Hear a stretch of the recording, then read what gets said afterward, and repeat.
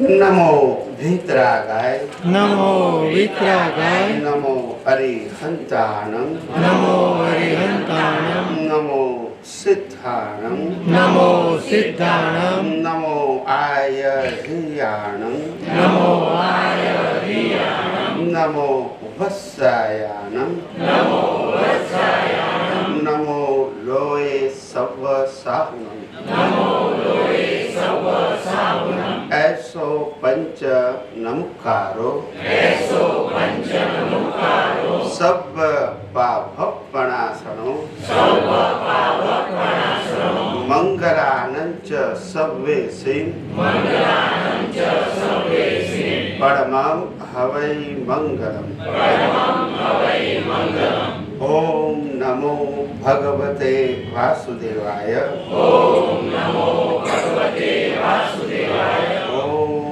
नमः शिवाय ओम नमः शिवाय जय सच्चिदानंद जय सच्चिदानंद जगत भर के संत पुरुषों का योग बल जगत भर के संत पुरुषों का योग बल जगत भर के सतपुरुषों का योग बल जगत भर के सत्पुरुषों का योग बल और प्रगट ज्ञानी पुरुष दादा भगवान का योग बल और प्रगट ज्ञानी पुरुष दाता भगवान का योग बल समस्त विश्व का कल्याण करे कल्याण करे कल्याण करे समस्त विश्व का कल्याण करे कल्याण करे कल्याण करे और कल्याण करने का निमित्त बनने की और कल्याण करने का निमित्त बनने की हम सभी महात्माओं को हम सभी महात्माओं को परम शक्ति दे शक्ति दे शक्ति दे परम शक्ति दे शक्ति दे शक्ति दे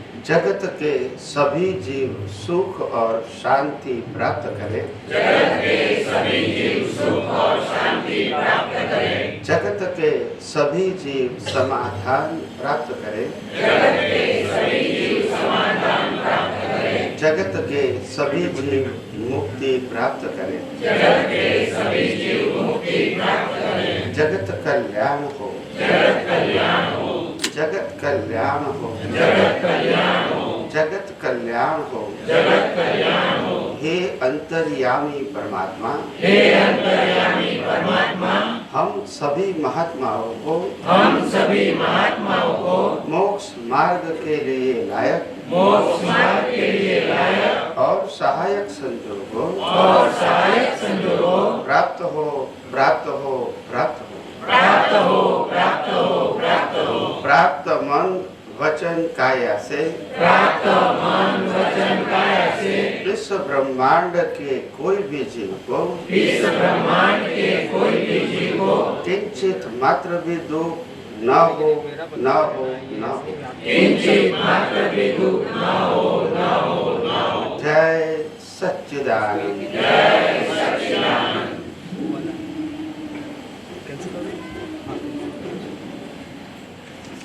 प्रणाम जय सच्चिदानंद नाम विजय છે વિજય તમારું નામ છે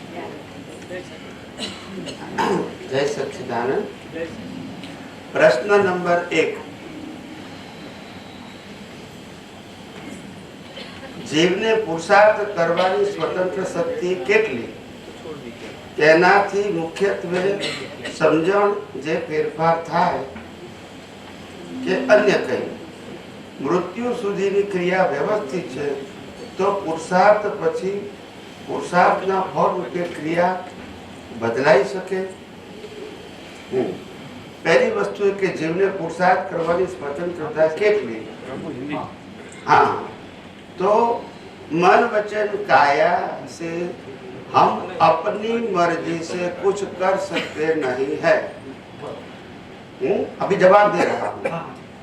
मन वचन काया से हम अपनी मर्जी से कुछ कर नहीं सकते क्योंकि मन वचन काया उनकी अवस्था उसका क्रिएटर यानी बनाने वाला चलाने वाला अंत करने वाला कुदरत है, इसीलिए हमारा चलता नहीं है।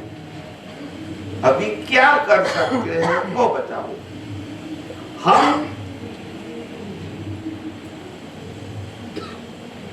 अच्छे बुरे भाव कर सकते हैं, वो मन वचन काया नहीं करता है। भाव सत्ता वाला अहंकार अलग है और मन वचन काया में जो अहंकार है वो अलग है। मन वचन काया की बात करता हूँ, उसमें जो अहंकार है वो पिछले अवतार का जो चार्ज किया है वो अहंकार आज भुगतान कर सकता है, नया चार्ज नहीं कर सकता है। और जो चार्ज करने वाला अहंकार है ये मन वचन काया से क्या है, अलग है। तो वो भाव कर सकते हैं, क्या कर सकते हैं, भाव। और दूसरा, अगर विज्ञान है, उनको विज्ञान दृष्टि उनके पास है, तो वो मन वचन काया से अलग रह सकते हैं और शुद्धात्मा पद में स्थिर बन सकते हैं, रह सकते हैं। ये मुक्ति का पुरुषार्थ कर सकते हैं या तो नए जन्म का पुरुषार्थ कर सकते हैं, वो मगर दोनों पुरुषार्थ दृष्टि से ही कर सकते हैं, मन वचन काया से नहीं कर सकते।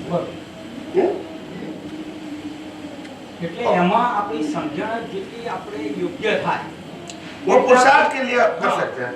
અને પેલું ક્રિયા બદલાય કે ના બદલાય, પણ એનું આપણે બહુ આપણે ખેત કે આપણે બહુ એનું આપણે પારાશીશી નહીં કરે। नहीं, पहले प्रिंसिपल समझो। ये जो शरीर है वो कुदरत ने दिया है, ठीक है, और शरीर के माध्यम से जो कर्म की भुगतान करते हैं वो पुराने शरीर के समय बनी है। तो आज ये शरीर क्या कर सकता है वो बताइए। इसलिए मैं बोलता हूँ कि पुरुषार्थ से समझण ही बदलाएगी, क्रिया नहीं बदलाएगी। और दूसरी बात, ये जो अभी मन वचन काया से हो रहा है, इसमें मन वचन काया 100% जिम्मेदार नहीं है, क्योंकि यह बॉडी कुदरत की फ्रेश है। और हम गलती किसकी मानते हैं, गलती किसकी निकालते हैं, बॉडी की निकालते हैं। और बॉडी किसने दिया है, तो वो गलती कर सकता है, नहीं कर सकता। ये मोबाइल गलती कर सकता है, नहीं कर सकता। ये शरीर कर सकता है, नहीं। मगर दुनिया क्या मानती है, बॉडी कोई गुनहगार मानेगी। अभी समझ में आया।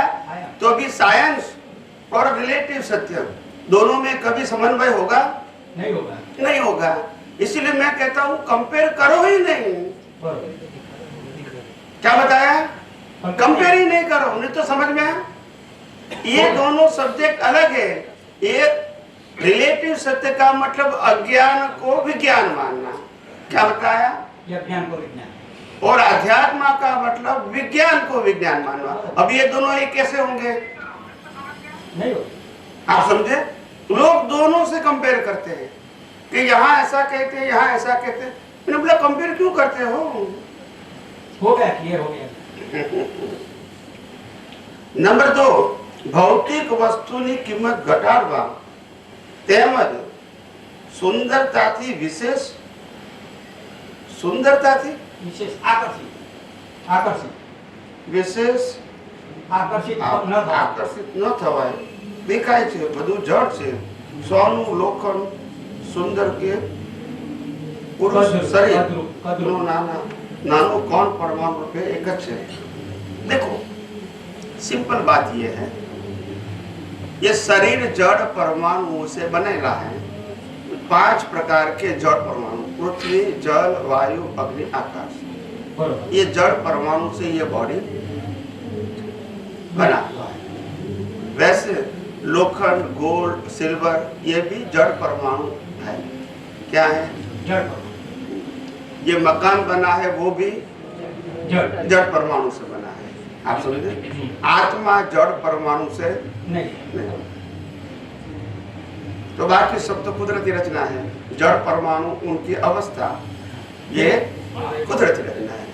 तो वही मैं देखना चाहता हूँ। इसमें आकर्षण, उसमें आकर्षण होता है, क्यों होता है, वो बिलीफ का होता ही होगा। आकर्षण क्यों होता है, वो परमाणु का हिसाब होगा। हमारी दृष्टि में रूप, रस, गंध, स्पर्श, आकार की वैल्यू है, तो आकर्षण होगा। और उसकी वैल्यू नहीं होगी तो आकर्षण, क्योंकि आत्मा रूप, रस, गंध, स्पर्श और आकार वाला नहीं है, वो निराकार है। आप समझे ना? हाँ। तो जब तक अज्ञानता है वहां तक रूप रस गंध पर आकार की वैल्यू रहेगी, हाँ। और जैसे जैसे अज्ञान खत्म हो जाएगा तो उसकी वैल्यू धीरे धीरे खत्म हो जाएगी। तो मेरी सोच वो सही है कि जो तीनों का सभी का तो दिखाई देता है वो सभी अंतिम छोटे से छोटा कण होता है अविभाज्य, वो एक ही है। या बराबर है? और ये दिखता है जो बड़ा बड़ा हाँ। वो विनाशी अवस्था को ही स्थिति है, हाँ, बराबर। जो एक दिन विनाश होने वाली है। है। समझ में आया? हाँ। ये शरीर भी पंच महाभूत में विलीन हो जाएगा, ये मकान भी कण कण में विलीन हो जाएगा। क्लियर हो गया? हाँ। फिर नीचे 3, કોઈ પણ વ્યક્તિ જગ્યાનું ભવિષ્ય અગાઉનું ભૂતકાળ છે, તેથી પ્રથમ વગર નવું હોય તો બન્યા સિવાય તાદસ વર્ણન શક્ય બને। સૃષ્ટિ પર કોઈ પણ વસ્તુ નવી પ્રથમ વખત બને કરી नई बनती नहीं है, नई अवस्था के रूप में बनती है। वो अवस्था है। आप समझे? जैसे मोबाइल पहले नहीं थे तो ये नया चीज बन गया, मगर अवस्था के रूप में। परमाणु तो जड़ ही है और जड़ ही रहेगा, अवस्था कोई भी क्यों न हो। अवस्था ही मैं बोलता हूँ कि जो अवस्था आती है, मोबाइल की बात करते हैं, तो वो अभी हम तक 200-500 साल में नहीं था, लेकिन कभी भी बना होगा कि ये पहली बार ही होगा। जैसे अभी तक हमारा जो 5000 साल का इतिहास है, हमारे पास जो हिस्ट्री है उसमें नहीं है। नहीं, सृष्टि का सर्कल तो बहुत बड़ा है।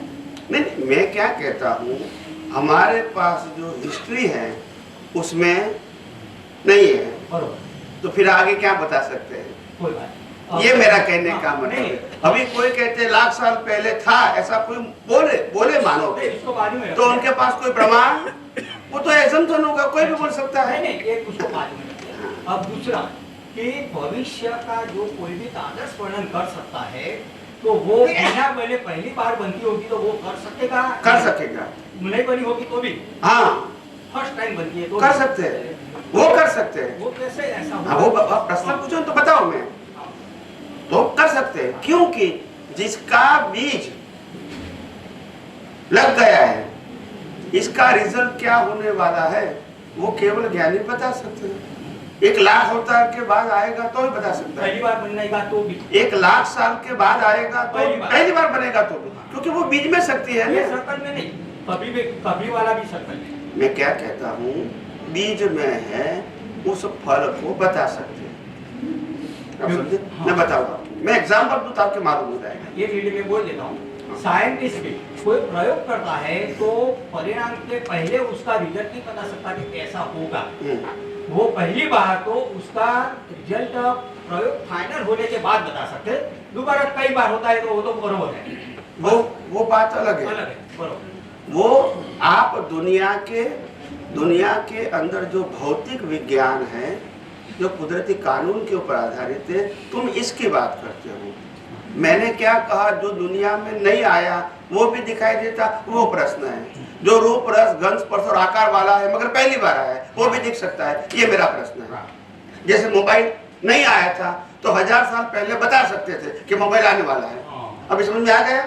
इसमें साइंस की बात, कुदरती कानून की बात नहीं है, मगर पहली बार आया तो बता सकते। कैसे बताऊं मैं आपको? जैसे आपने नाम सुना है नॉस्ट्राडेमस? हाँ, सुना है। उन्होंने 2000 साल की आगाही किया है। जब प्लेन नहीं था तब प्लेन की आगाही किया था, अणुबॉम्ब नहीं था तो अणुबॉम्ब की आगाही किया था, नहीं था। लेकिन उसकी आत्मा वो तभी के पहले पुराना भी उसने कुछ देखा ही होगा कि ऐसा नहीं हो सकता है। वो समझो, मैं बताऊं आपको कि क्यों बताते हैं, वो पहले समझो। उनकी आत्मा की जरूरत नहीं है उसमें। हाँ। वो एक प्रकार का ज्ञान है, आप समझे? तो अवधि ज्ञान है, तो वो ज्ञान से आप देख सकते हैं। जो होने वाला है वो भी देख सकते हैं, मगर होने वाला है वो, जिसका बीज हो गया है वो, जिसका बीज नहीं है वो देख सकता नहीं है। अभी आप समझ में आ गया? हाँ। तो बीज का फल देखने का जिसके पास ज्ञान है, वो 500-1000 साल के बाद जो होने वाला है वो बता सकते हैं, क्योंकि उनका बीज है ना। केवल ज्ञान भी क्या कहते हैं, जिसका बीज है इसका फल 1 लाख अवतार के बाद होगा, हाँ, वर्ष के बाद, तो मैं बताऊंगा, क्योंकि बीज है ना। मेरे को बीज को पढ़ने की शक्ति है, इनका रिजल्ट कभी भी आए कोई फर्क नहीं करेगा, और मैं बताऊंगा। तो बीज आज है, क्या है? जिसका बीज नहीं है इसको कोई बता सकते हैं नहीं। अभी आप समझा गए? बस जो भी बता सकते हैं वो बीज के फल स्वरूप बता सकते हैं। दूसरी बात करता हूं, जो एस्ट्रोलॉजर होते हैं वो किसी का भविष्य बताते हैं, वो तो पहली बार होगा ना? कैसे पहली बार होगा? व्यक्तिगत तो पहली बार होगा ना? पहली बार होगा। तो क्यों बताते हैं? मैं वही मैं सोचता हूँ कि वही बीज का फल, एक ही प्रिंसिपल है। जिनका बीज है उनका फल बता सकते हैं, चाहे वो सही बताए गलत बताए वो दूसरा सब्जेक्ट है, मगर बता सकते हैं मतलब बीज का फल है। मेरी सोच में इसमें बताने की पद्धति अलग अलग हो सकती है, प्रिंसिपल एक है। बीज को पढ़ने की कोई भी शक्ति आपके पास है तो फल कब आएगा कैसा आएगा बता सकते हैं। बस बीज अगर जो कोई भी फूल अभी तक हुआ नहीं, जैसे गुलाब के जैसा कुछ दूसरा नाम देते हैं, बीज का जो फल है उसका ऐसा फुलाएगा, लेकिन अभी पहली बार आता है तो उसका बीजन कैसे फूल सकता है, वही मेरा प्रश्न है कि वो हो सकता है। वही मैंने ये एग्जाम्पल में ये बात मैंने आपको बता दिया, आप शायद उसमें आपका अटेंशन नहीं रहा। मैंने यही भी कहा जब प्लेन का शब्द ही नहीं था उससे कई सालों 600 700 800 साल पहले उन्होंने बताया था कि प्लेन होगा, प्लेन शब्द भी नहीं था। तो देखने के बाद कहाँ आ गए? तो देखने के बाद कहाँ आ गए? आपने बोले कि केवली है वो वर्तमान भविष्य और भूतकाल एक साथ अभी वर्तमान में ऐसे देख सकते हैं, ऐसा देख सकते हैं। तो जो भविष्य में जो होने वाला है वो उसका पिक्चरलाइज कभी भी भूतकाल में बना होगा तो ही दिखाएगा, ऐसा मेरी सोच था। ये परत है ऐसा मैं नहीं बोल रहा हूँ। ऐसा नहीं, मैंने क्या कहा? पिक्चर इम्पोर्टेंट बात, एक मिनट, इम्पोर्टेंट बात ये नहीं है कि पहले हुआ या नहीं हुआ, वो हम नहीं कह सकते, मगर वो जो बताते वो बीज का फल बताते हैं, वो लाख बार हुआ है या एक बार भी नहीं हुआ है बता सकते हैं।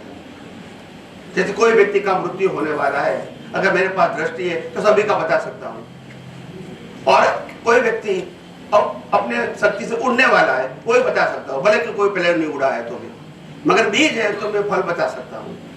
वो पहली बार है या 100वीं बार है वो इम्पोर्टेंट, बीज को पढ़ने की शक्ति जिसके पास है वो बता सकते हैं, उसमें पहले था या नहीं वो प्रश्न नहीं है।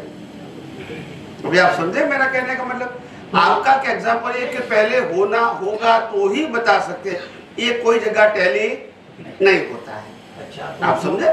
जरूरी भी नहीं है। तो जो दादा बोलते हैं कि बने वो असे एक बने से એટલે परमाणु परिपरिण खंडाय છે नहीं, तो यही तो ज्ञानी पुरुष की बात समझने जैसी है। हाँ, कि जो बना हुआ है वही बनता है, मतलब जो बीज है वही फल आएगा, अपनी मर्जी से नहीं आएगा। पहले बना है बीज के रूप में, अभी आज क्या आया?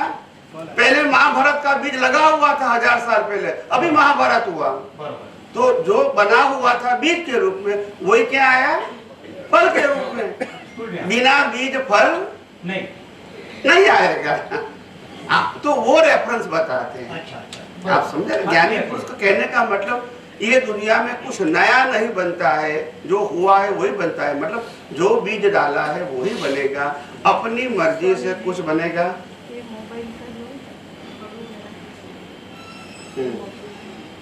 મોબાઈલની શોધ થઈ તેને 50 વર્ષ થયા, પરંતુ ગુજરાતમાં આવેલા મોઢેરામાં આજથી 1000 વર્ષ પહેલા શિલ્પકારોએ મૂર્તિ બનાવી છે। તેમાં એક મૂર્તિમાં મોબાઈલ પર વાત કરતા અને બીજી મૂર્તિમાં મોબાઈલ ઉપર કીપેડ પર ટચ સ્ક્રીનથી લખવામાં મશગુલ છે।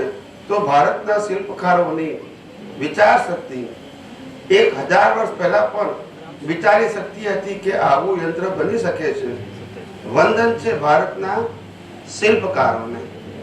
હવે આ 1000 વર્ષ પહેલાનું શિલ્પ છે, એમાં એક જણ મોબાઈલ ઉપર વાત કરે છે એવું શિલ્પ છે, અને એક જણ કીપેડ ઉપર 1000 વર્ષ પહેલાનું क्या एनीवे मेरा कहने का मतलब ये है मेरा कहने का मतलब ये है कि ये परमाणु की जो परमाणुओं से बनी हुई अवस्था है उसकी कोई वैल्यू नहीं। आप समझे? वैल्यू परमाणु की है। बिना परमाणु कोई भी अवस्था नहीं, तो उसमें पहली बार, दूसरी बार, तीसरी बार ऐसा नहीं होता है। ये जो साइकिल की बात होती है ना, वो काल चक्र को लागू होती है। हाँ, कि पहला आ रहा, दूसरा आ रहा, तीसरा, चौथा, पांचवा, छठा, ये जैन धर्म के मुताबिक। और वेदांत के मुताबिक द्वापर, त्रेता, सतयुग, कलयुग ये लागू होता है। ये क्रम में होता है। क्या होता है?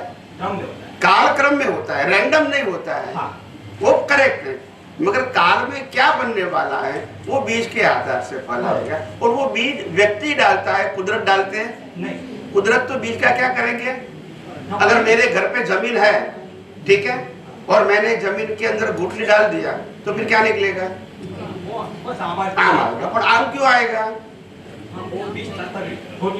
वो भी तो मैंने डाला।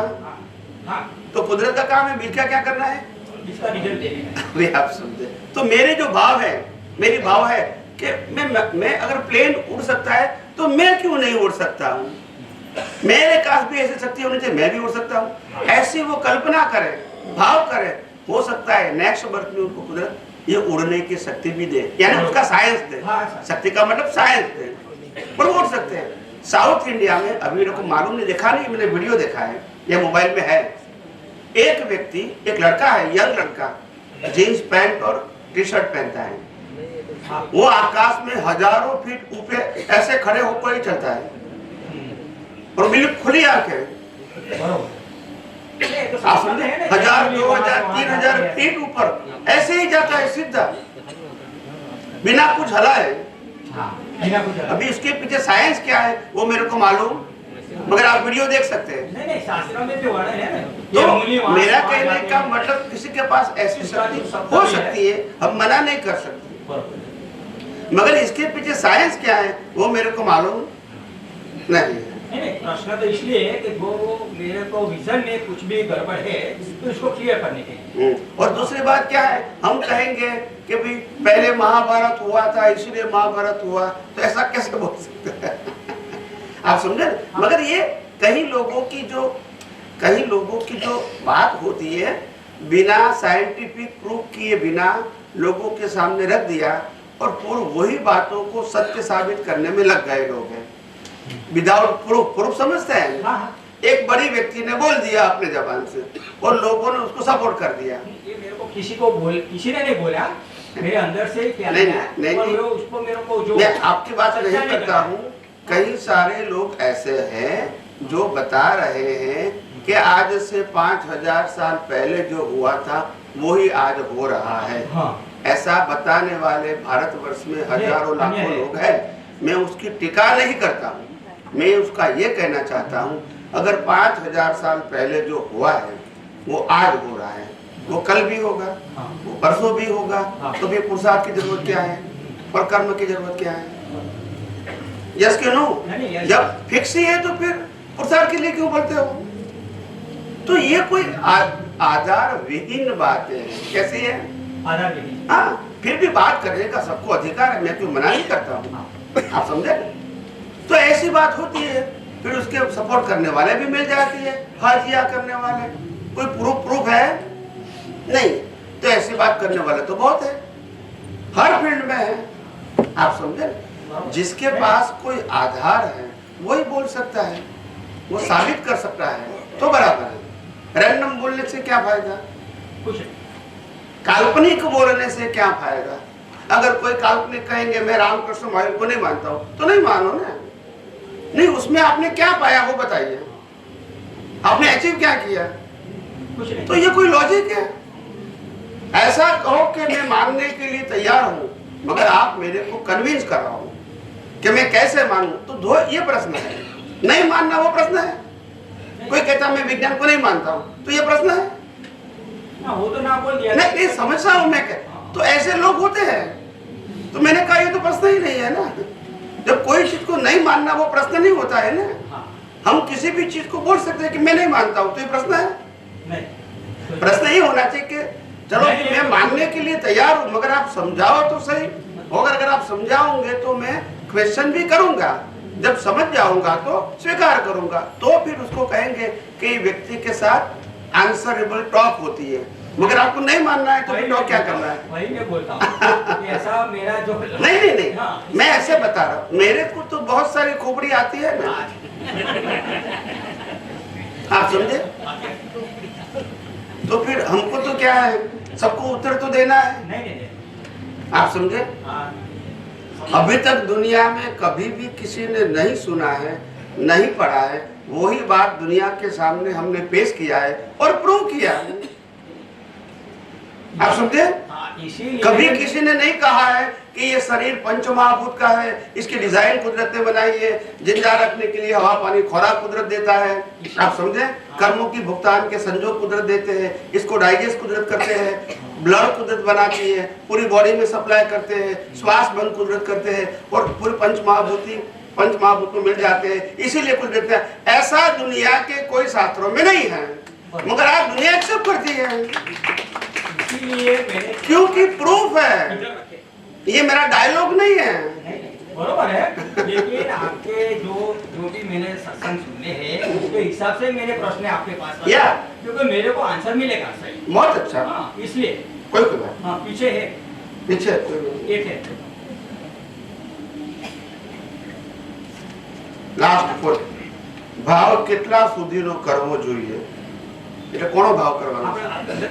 ભાવ મન આપણે જે નવું બાંધે ઓકે પોતાની આંતરિક પરિણતિ મુજબ લોક સંજ્ઞાથી, જેમ કે એક અવતારી થવું છે, મોક્ષ જતા બ્રહ્મચર્યમાં રહેવું, લગ્ન ન કરવા, एक ही भाव करना है तो अंदर परमात्मा बैठे, हे अंतर्यामी परमात्मा, मेरे को मोक्ष मार्ग के लिए लायक और सहायक संयोग प्राप्त हो। और जब तक मेरा अज्ञान संपूर्ण खत्म न हो, यानी केवल दर्शन प्राप्त न हो, वहां तक प्रत्येक अवतार अनुभवी ज्ञानी पुरुष प्राप्त हो, यही भावना करनी है। बाकी सब भावना रिलेटिव है, ये बेसिक है। बाकी सब भावना का इम्पोर्टेंट नहीं है। बाकी कॉज एंड इफेक्ट वाली भावना तो क्या है, कर्म और कर्म फल के आधार से खत्म हो जाएगी। तो वो इम्पोर्टेंट आध्यात्म में नहीं है, संसार में इम्पोर्टेंट होगी। और आपने कहा कि लोक संज्ञा से कुछ भावना भी करोगे तो वो रिलेटिव सत्य है, इनका फल मिलेगा, चाहे वो पुण्य के रूप में मिले या पाप के रूप में मिले। आप समझे? मगर वो मुक्ति के लिए उसका कोई इम्पोर्टेंट नहीं। भावना तो कर सकते हैं, मगर मुक्ति के लिए इम्पोर्टेंट, आज कहा कि मेरे को भगवान 100 करोड़ मिल जाए और आपका पुण्य है तो मिल भी जाएगा, फिर भी छोड़ के जाना तो आपका पुण्य खत्म हो गया, फिर जीरो हो गए। फिर जो भावना करोगे वो साथ में आएगी, 100 करोड़ साथ में नहीं आएगा। तो फिर वो मतलब क्या है, वो पाने का मतलब क्या है बताइए मेरे को। तो चलो तो मेरी पुण्य तो मेरे को 100 बंगला मिल भी गया आपको, तो एक ही करोगे और बाकी 100 छोड़ के ही जाना है। 100 करोड़ की भावना होती है तो ऐसा बोलता है कि जितना ज्यादा पैसा हो तो उससे रिलेटिव में मेरे को ज्यादा जाना पड़ेगा। अगर कुदरत मेरे को 100 करोड़ देती है तो 95 तो मेरे को तुरंत ऐसा कर देना चाहिए सही रास्ते पे, तो ही मेरे को देना, नहीं तो नहीं देगा। क्योंकि साथ में होगा तो इसमें ही रमणता होगी बाद में तो, और अपने के लिए टाइम ही नहीं होगा। कभी भी सोचने या किसी से डिस्कस होता है तो मैं तो यही बोलता हूँ कि ज्यादा पैसा चाहिए नहीं, अगर ज्यादा हुआ तो मेरे को करीबन पूरा अच्छे रास्ते से देने का ऐसा हो जाए हाथ में, उसका मोह नहीं होना चाहिए तो ही दे, तो देना ही नहीं कुदरत को। ऐसे बहुत कहने का मतलब ये कि मांगना है तो ऐसा मांगने के बार मांगना नहीं पड़े, ऐसा मांगो। मेरा कहने का तात्पर्य है। बाकी जो चीज विनाशी मांगोगे तो वो तो मिलेगी, फिर खत्म हो जाए, फिर दोबारा मांगनी पड़ेगी। नहीं, अंतिम तो वही है, अंतिम लक्ष्य वही है कि मोक्ष मार्ग में जाने का है। और ब्रह्मचर्य में रहू के लग्न न करवा। હવે એમાં એક વસ્તુ સોચાઈ કરી બોલો કે બ્રહ્મચર્યના મતનો છું, પણ ક્યારે કે એ વસ્તુ ત્યારે જ લેવી કે જ્યારે વિચારથી, દ્રષ્ટિથી, કાં તો કોઈ પણ રીતે મનનથી કે ચિંતનથી એ તમે પૂરું થઈ જાય તો જ કરવું। કારણ કે એક બાજુ તમે બ્રહ્મચર્ય લો અને જો આંતરિક પરિસ્થિતિ બરોબર ના હોય તો પછી તમારું જે આપણે પુરુષાર્થ છે એ આ બાજુ પણ નહીં થઈ શકાય અને આ બાજુ પણ નહીં થઈ શકાય. એના કરતા ફક્ત દાદાએ કીધું એમ એક પત્ની વ્રત સુધી જ હોવું જોઈએ મારું, બાકીના બધા જે ખોડખાપણ હોય નીકળી જાય અને પછી પેલું ઉદયમાં આવે, એવું મારું વિચારમાં છે. એટલે એ પેલું બગડે નહીં બધું. એટલે ઘણા કહે છે કે બ્રહ્મચર્ય તો લઈ જ લેવાનું, ભલે આપણે જ્યારે આવું હતા, એટલે મારામાં એ નથી આવતું એમ કે આ થાય તો જ આ લેવાય, નહીંતર આ બધું પડેલું હોય અંદર માલ તો આ વસ્તુમાં આગળ વધવું નહીં. અત્યારે હવે આપણે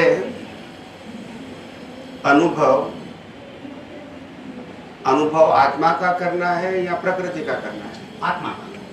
तो ब्रह्मचर्य आत्मा का पालन करेगी, प्रकृति करेगी? प्रकृति करेगी, लेकिन तो एक धीरे धीरे मैं जो कुछ इतना ही उत्तर दो, प्रकृति करेगी. प्रकृति का एक भी गुण मेरे में नहीं है, मेरा एक भी गुण प्रकृति में नहीं है. करेक्ट है? और प्रकृति के गुण में शामिल होना, इसका नाम है सामीप्य भाव. तो क्यों जरूरत है सामीप्य भाव की? प्रकृति ब्रह्मचर्य का पालन करे न करे मेरा सब्जेक्ट नहीं है. मैं उसके सब्जेक्ट में क्यों इंटरेस्ट लेता हूँ, ये मेरा सब्जेक्ट है. अगर मेरे को आत्मा का अनुभव करना है तो प्रकृति की क्वालिटी के सब्जेक्ट में इंटरेस्ट क्यों लेता हूँ? लेना ही नहीं चाहिए. बस मैं ये कहना चाहता हूँ. मैं नहीं कहता हूँ कि तो आप ब्रह्मचर्य का पालन करो, ये भी नहीं कहता हूँ. उसके सब्जेक्ट में इंटरेस्ट मत लो. अगर आपको आत्मा का अनुभव करना है तो आपको प्रकृति अच्छी बनानी है तो फिर इंटरेस्ट लो. मैं मना नहीं करता हूँ, क्या आप समझे ना? कोई कहता है नहीं मेरे को अच्छी प्रकृति है, ब्रह्मचर्य बदला चलिए, तो कोई बात नहीं, मगर वो आत्मा के अनुभव से उसको कोई मतलब नहीं. अभी समझ में आ गया? आपको इंटरेस्ट किस में है वो सब्जेक्ट रखो. हाँ, बाकी सब्जेक्ट में इंटरेस्ट नहीं रखो. जो भी उदय कर्म में है, पहला स्टेज कसाय मुक्त होने का है. और कसाय में क्रोध मान भाव लोग है, क्यों नहीं जाते? क्योंकि अज्ञान है. क्या नहीं है? अज्ञान है, इसीलिए नहीं जाएंगे. आप समझे? इसमें प्रकृति से कोई मतलब नहीं है. देखो 24 तीर्थंकर भगवान जिसको बोलते हैं, इसमें से 23 ने शादी किया था और मोक्ष में गए थे. क्या बताया? एक की शादी होने वाली थी, नहीं हुई, मगर 23 शादी करके गए. समझ में आया? इसको वो शादी किया, वो बीच में नहीं आया, केवल ज्ञान में नहीं आया. वही रामकृष्ण महावीर ने शादी करके मोक्ष में गए, केवल ज्ञान में बीच में नहीं आया. बोलते नहीं है. श्रीमद राजचंद्र ने शादी किया, दादा भगवान ने शादी किया था, ज्ञान में बीच में नहीं आया, मगर हमको इससे ऊपर जाना है, इसीलिए ब्रह्मचर्य का पालन करना है. नहीं, मेरे को वो जो बता रहे हैं मेरे को नहीं करना है. नहीं करना है. कोई ब्रह्मचर्य का पालन करे न करे वो सब्जेक्ट नहीं है मेरा. आप समझो, मेरा आत्मा का अनुभव करना है तो वो सब्जेक्ट नहीं होना चाहिए. अगर प्रकृति में है तो भी बराबर है, नहीं है तो भी बराबर. मेरा कहने का मतलब है प्रकृति के सब्जेक्ट में जितना डीप में जाओगे साइंस समझ में नहीं आएगा. प्रकृति के पूरे पैकेज को कुदरती रचना ही समझना है, मानना है, अनुभव करना है, और उसका पूरा संचालन क्रिएटर, ऑपरेटर, डिस्ट्रॉयर कुदरत है. अगर इसमें से अलग रहोगे तो ही आत्मा के नजदीक जा सकते हो, और कोई चमत्कारिक रास्ता नहीं है. मेरा सिंपल कहने का मतलब है. लेकिन ये बात अभी जो मैंने सुनी, तो इससे पहले क्या सुना होगा कि सभी के ब्रह्मचर्य में तो आना ही चाहिए, आना ही चाहिए. तो मेरा विजन तभी भी ऐसा था कि आना चाहिए, लेकिन कब आना चाहिए कि पूरा क्लियर हो जाए बाद में, नहीं तो अंदर रखा है और आप स्कूल में आते हैं तो ऐसा नहीं होना चाहिए. इसलिए मैंने पूछा, लेकिन आपने उससे आगे की बात बताई. हाँ, बस मैं ऐसा नहीं कहता हूँ कि ब्रह्मचर्य का पालन नहीं करो, वो भी नहीं बताता. नहीं, आपने अच्छी बताई, मगर उनको सब्जेक्ट मत बनाओ. अगर प्रकृति में ब्रह्मचर्य है तो अच्छी बात है, नहीं है तो कोई गलत बात नहीं. शादी करना कोई, ये मेरा कहने का मतलब है. तो शादी करना और ब्रह्मचर्य के आत्मा की अनुभूति के साथ मत जोड़ना. वही मेरी सोच. This is social matter. सामाजिक प्रश्न है, वो आध्यात्मिक प्रश्न है.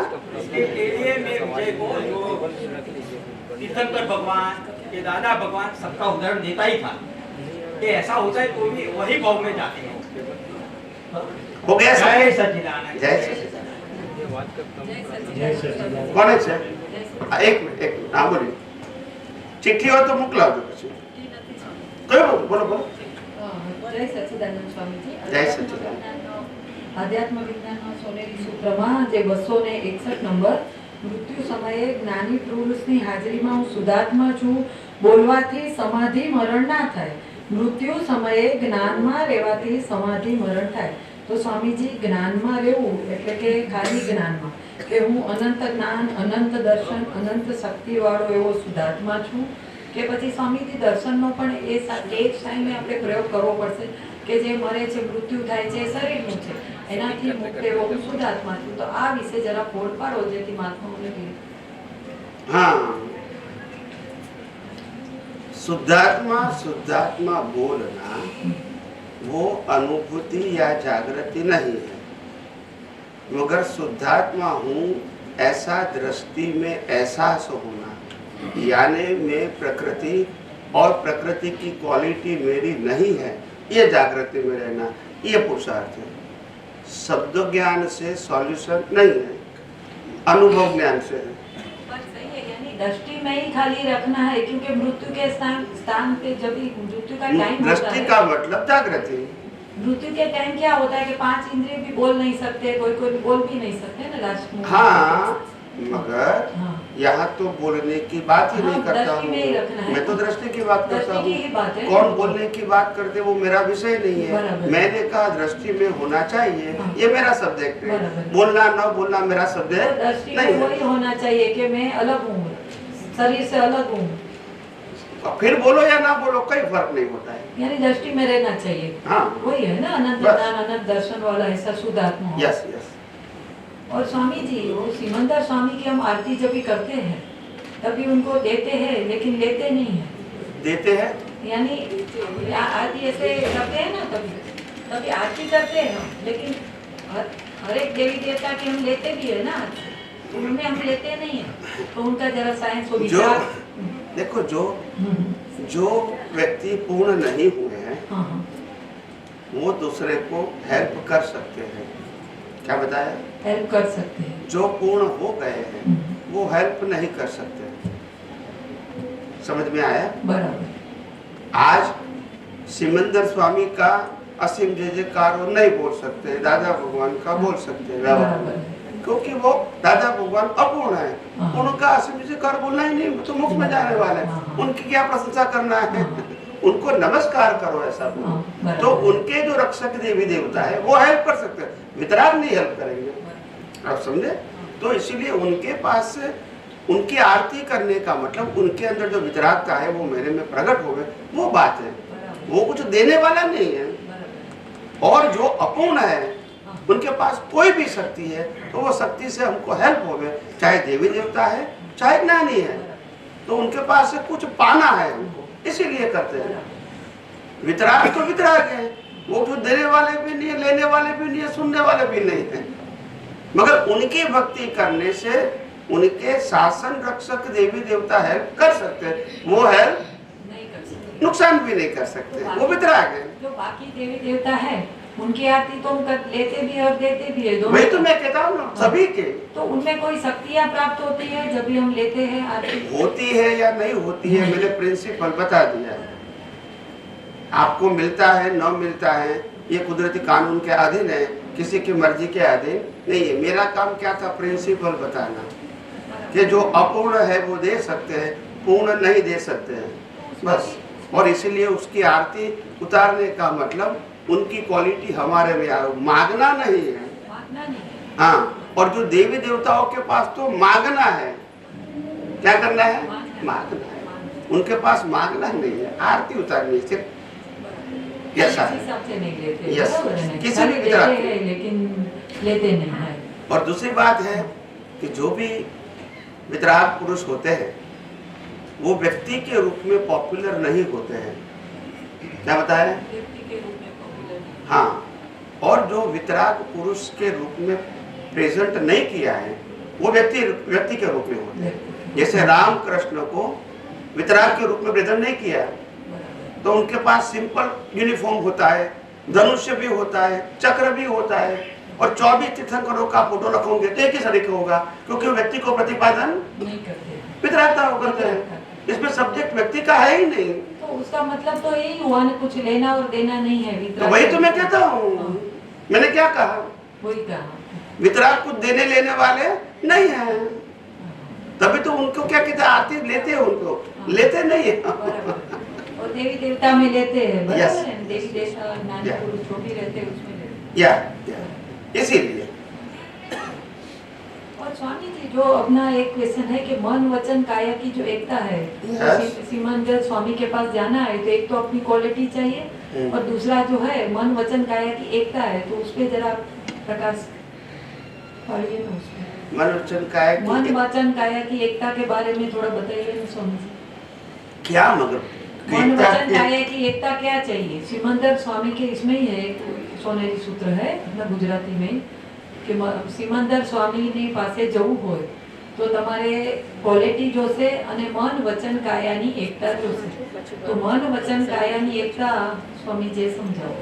उनका कहने का मतलब ये है कि जो आपके मन में है वही जबान में होना चाहिए और वही एक्शन में होना चाहिए,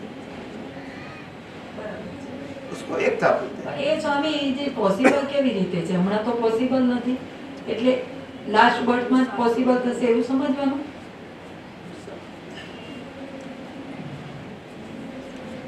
ये बात कोई साइंटिस्ट एक्सेप्ट नहीं करेगा। મન વચન क्या बताया? कोई एक्सेप्ट नहीं करेगा सर। और मैं तुमको समझाऊंगा तो तुम भी एक्सेप्ट नहीं करोगे। वही मैं समझ रही, मन वचन काया तीनों की एकता। अभी सिंपल बात सुनो, तुमको जितना विचार आते हैं इतना जबान पे निकलता है, any person of the world, और जितना जबान में भी होता है इतना एक्शन में होता है। नहीं होता 10%। तो वननेस किसका है? एग्जाम्पल है कोई? मैं सोच रही हूँ। नहीं एग्जाम्पल है कोई? बस तो आप समझो ना, बस मन वचन काया की इसमें डीप में जाने की जरूरत नहीं है ना, बस। क्वालिटी ही चाहिए ना। उन्होंने बोला है, मैंने एक्सप्लेन कर दिया, मगर पॉसिबल प्रैक्टिकल नहीं नहीं है। है, बस खाली क्वालिटी ही चाहिए जो। बस ये पॉसिबल नहीं है। जितने विचार आए इतने ही जबान में निकलेगा। पॉसिबल है? किसी के लिए भी पॉसिबल है? नहीं है। और जो बोलेंगे वो सब एक्शन में आएगा, वो भी पॉसिबल है। बस तो स्वामी जी खाली अज्ञान का नाश ही करके जो क्वालिटी आपको चाहिए वही चाहिए ना, बस वही एक है ना रिक्वायरमेंट बस, वहाँ जाने बस। के लिए। जो बात प्रैक्टिकल नहीं है, पॉसिबल नहीं है, वो चाहे दिखने में अच्छी क्यों ना लगे, मगर क्या मतलब है? कोई मतलब नहीं है। बस ये मेरा कहने का मतलब। प्रभु जी एक जय मिनट, सच्चिदानंद। ये महात्मा ने अभी पूछा कि वो देवी देवताओं के बारे में पूछा, तो अगर देवी देवता कुछ देते हैं तो अपने कुदरत के सिद्धांत का भी विरुद्ध हो गया, और ये जो महावीर स्वामी भगवान का जो कर्म का सिद्धांत है, कर्म के सिद्धांत के हिसाब से ही बाय डिफॉल्ट अपने को मिलना है या नहीं मिलना है, तो फिर उसमें देवी देवताओं को क्या रोल है, क्या वो कैसे दे सकते हैं? अगर मेरे भाग्य में कुछ है ही नहीं या सब कुछ है, तो उसमें वो क्या कर सकते हैं? उनका रोल क्या है, जरा समझाइए। भाग्य शब्द आपने अभी जोड़ा, उन्होंने भाग्य शब्द का शब्द प्रयोग नहीं किया था, और मैंने भी नहीं, बोलने में मैं झुका थोड़ा। नहीं, झूठा नहीं। आप जिस ट्रैक पर प्रश्न करते हैं वही ट्रैक पे चलो, फिर जी। उसमें कुछ भी ऐड करोगे ट्रैक चेंज हो जाएगी। हाँ जी। उन्होंने ये कहा कि वितराग और देवी देवता, क्या बताया कि वितराग की आरती हम देते हैं, हाँ। लेते नहीं लेते है, नहीं। और देवी देवताओं की लेते भी है और देते भी है। हाँ जी। ये उनका प्रश्न था। जी। तो मैंने कहा कि देवी देवता दे सकते हैं, वितराग कुछ दे ले सकते हैं नहीं है। हाँ जी। दूसरा, पूर्ण की आरती उतारना है, अपूर्ण की आरती लेने के लिए उतारना है। आप ये मैंने कहा। अभी आपका प्रश्न है कि भी कर्म के सिद्धांत के मुताबिक कोई व्यक्ति मेरे को कैसे दे सकते हैं, ये आपका प्रश्न है। करेक्ट। इसमें आपने फिर शब्द को जोड़ दिया कि भाग्य, तो हमने तो ऐसा नहीं कहा कि बिना भाग्य वो देता है, हाँ। ऐसा तो नहीं बोला। नहीं बताया। तो अभी तुमने जो कहा मैंने वो जोड़ दिया कि वो भाग्य है तो देवी देवता दे सकते हैं, तो उत्तर खत्म हो गया, उसमें आंसर ही आ गया। आएगा। तो कोई कुछ भी जोड़ दोगे तो फिर क्या करूंगा? उनका प्रश्न वो नहीं था। नहीं, प्रश्न वो नहीं तो था। आपने किया, मतलब देवी देवता दे सकते हैं वो भी हकीकत है, और आपके कर्म के हिसाब से दे सकते हैं वो भी हकीकत है। आप समझे? देवी देवता का काम ही आपने आपके कर्म के मुताबिक देना लेना है। समझ में आ गया? अच्छा, और कोई व्यक्ति भी आपको देते लेते वो भी आपके कर्म का हिसाब है। यस और नो, हाँ, बस। उसमें नई बात कहाँ है? कर्म रहेगा, भाग्य रहेगा तो ही मिलेगा, नहीं तो नहीं बस। मिलेगा।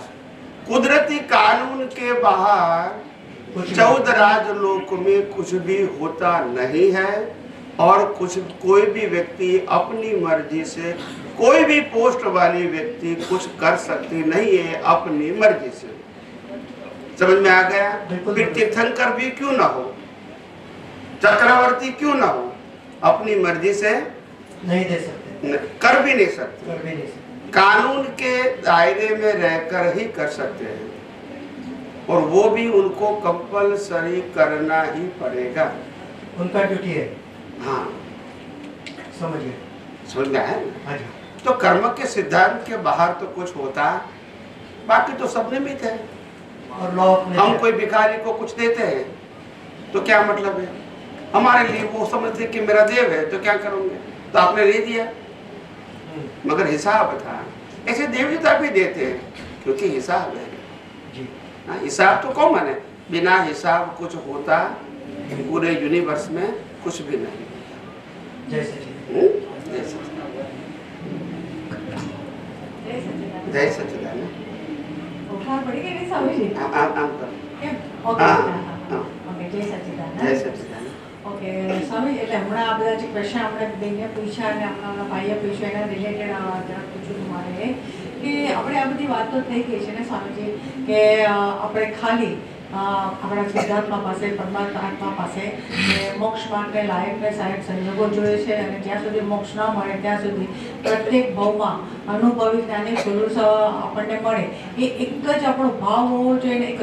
હવે પછી આ બધું તો એકદમ ગોળ થઈ જાય છે ને, દેવું લેવું આ તે બધું, જ્યાં તમે સાધન સંપત્તિ સત્તા કોઈમાં સુખ નથી, આ છે તે છે, બધી વાર્તા બધું સમજ્યા પછી તો આ બધા ક્વેશ્ચનનો ને એનો કોઈ મતલબ જ નથી ને. તો એ દુનિયા ચાલશે। તો તમે એ સમજો. રોજ હસબન્ડ વાઇફ ના ઝઘડા થશે ને રોજ નવા પરણવાના, રોજ ઝઘડા થવાના ને રોજ નવા પરણવાના, એના એનો ઉપાય નથી કોઈ પણ। તમે સમજાવો ને. નહીં પણ એમથી ધ્યાન નહીં, હું શું કહું છું, રોજ બધા ઝઘડે છે, કુંવારા જોવે છે કારણ કે મારા મા બાપે ઝઘડે તોય પરણે છે, પાછા એ ઝઘડે છે તો છોકરાએ પરણે છે। અરે પણ સ્વામી, તમે હમણાં હજી 2 મિનિટ પહેલા તો કીધું, 5 નહીં પણ મિનિટ તે- પહેલા તો કીધું, હા. એવું નથી કે 2 દિવસ પછી કે ઘરે ગયા પછી હા. બહુ સરસ. શું કીધું? હજી 5 મિનિટ પહેલા તો તમે શું કીધું. કીધું? હમણાં તો કીધું કે મોક્ષ માર્ગને લાયક ને સારા ભાઈ હા. ભાવ ક્યાં સુધી કરો, તો એટલે શું? મોક્ષ માર્ગને લાયક ને સહાયક સંજોગો જોઈએ છે, એક ભાગ કરવાનો, અને પછી પ્રત્યેક ભાવમાં જ્ઞાની પુરુષ મળે, મોક્ષ ન થાય ત્યાં સુધી એક જ ભાવ ને એક જ એક. પણ આ સીધા તમે બધું કુદરતી તમે રચના. સમજ્યા નહીં, મેં એમને પ્રશ્ન પૂછ્યો એનો જવાબ આપ્યો છે, હા. જે મને પ્રશ્ન પૂછે એનો જવાબ આપું છું। કોઈ કે મારે મુંબઈ જવું છે તો હું કહીશ કે પ્લેનમાં ને ટ્રેનમાં ને બસમાં જવાય, પણ તમે કે આ મોક્ષમાં જવું છે તો આ ક્યાં જવું છે, એને પ્રશ્નનો જવાબ આપું ના, છું। ના, પણ સ્વામીજી, હું ખાલી એમ તમને હું કહું છું, ખાલી હું તમને કહેવા માંગુ છું કે એ આટલું બધું જાણ્યા પછી હવે આ બધું બધા સવાલો બધા ગૌણ થઈ જાય છે કે નહીં, એમ હું તમને just જાણવા માંગુ છું કે આ બધું જ ગૌણ થઈ જાય છે, એવું છે, બધું જ કુદરતી રચના છે, બધું જ આ છે. એવું છે કે આપણું શરીર તંદુરસ્તી વાળું હોય, સંપૂર્ણ તંદુરસ્તી વાળું આપણું શરીર હોય હા, તો ડોક્ટર, હોસ્પિટલ અને દવાની દુકાનની જરૂર નથી. નથી, પણ દવાની દુકાનની જરૂર, હોસ્પિટલની જરૂર, ડોક્ટરની જરૂર નથી એવું આપણે તો ના જ કહેવાય। જો હવે હસવા માંડે, બરાબર છે, બરાબર. આ વ્યક્તિગત પ્રશ્ન છે, આ વ્યક્તિગત પ્રશ્ન છે, જેને પ્રશ્ન છે એને જવાબ આપું છું, જેને પ્રશ્ન નથી એને ઓકે, હવે સ્વામીજી તો મારા પછી કેમ આમ છે? ઓકે સ્વામીજી, હવે મારા મૂળ અમે દાદા ભગવાનને આખી લાઈફમાં સામાજિક, ધાર્મિક, આધ્યાત્મિક, પર્સનલ કોઈ પ્રશ્ન નથી કર્યો, તો એમને કોઈ જવાબ નથી આપ્યો, અને જેને પૂછ્યું છે એને આપ્યો છે। હસબન્ડ ઝઘડાનો જવાબ આપ્યો છે, યસ કે નો? મા બાપને દીકરાના પ્રશ્નનો જવાબ આપ્યો છે, યસ કે નો? સાસુઓના ઝઘડાનો જવાબ આપ્યો છે। જો બોલતા નથી તો આપણે કેમ ના કીધું કે તમે જરૂર ક્યાં છે? શુદ્ધાત્મા તો થઈ ગયા, બાકી બધું તો વ્યવસ્થિત છે। જો ત્યાં નથી પૂછતા કોઈ આગળ, અહીંયા જ પૂછે છે બધા। ઓકે સ્વામી, આટલા વર્ષોથી ના પૂછ્યું એનું તો શરમ બી નથી અનુભવતા કે હારું પૂછવું જોઈતું હતું। પ્રશ્ન એ છે કારણ કે આ વિજ્ઞાન તમને જાગૃતિ મરાવ્યું એટલે પૂછવાની હિંમત કરો છો, બાકી ના કરો। પણ છતાંય વિજ્ઞાન માટે માન નથી થતું કે જે વિજ્ઞાને આપણી દ્રષ્ટિ ખુલ્લી કરી. આટલા વર્ષોમાં જન્મ્યા ત્યાર સુધી જે પ્રશ્નો નતા એ વિજ્ઞાન નિમિત્તે ખુલ્લા થયા અને જવાબ મળ્યા. એ વિજ્ઞાનની મહાનતા છે. બાકી આટલા વર્ષોથી ગમે ત્યાં ગયા આ પ્રશ્નો ઉભાય નથી થયા. સાહેબ કોઈ દિવસ આ જ સામાજિક પ્રશ્નો, આ જ પાપ પુણ્યની વાતો અને એક જ પ્રકારની પાછી બધે ઠેકાણે, તોય પ્રશ્ન ના ઉભા થયા. આટલા વર્ષોથી આપણે સાંભળ્યું છે કે રોજ એક જ પ્રશ્ન, સાસુ વહુના ઝઘડા, તોય કોઈ પૂછ્યું નહીં કે ભાઈ રોજ કેમ એકના પ્રશ્નનો જવાબ આપો છો? કાલ તો આપી દીધો. ત્યાં નથી પૂછતા એનો મારે જવાબ જોઈએ છે, તો પછી મૌન ના રહેશો. હવે જવાબ બોલો. નથી પૂછ્યું એનો જવાબ બોલો. એકના એક પ્રશ્નો 1000 વખત પૂછાયા છતાં તમે પ્રશ્ન ના પૂછ્યો એનો જવાબ બોલો.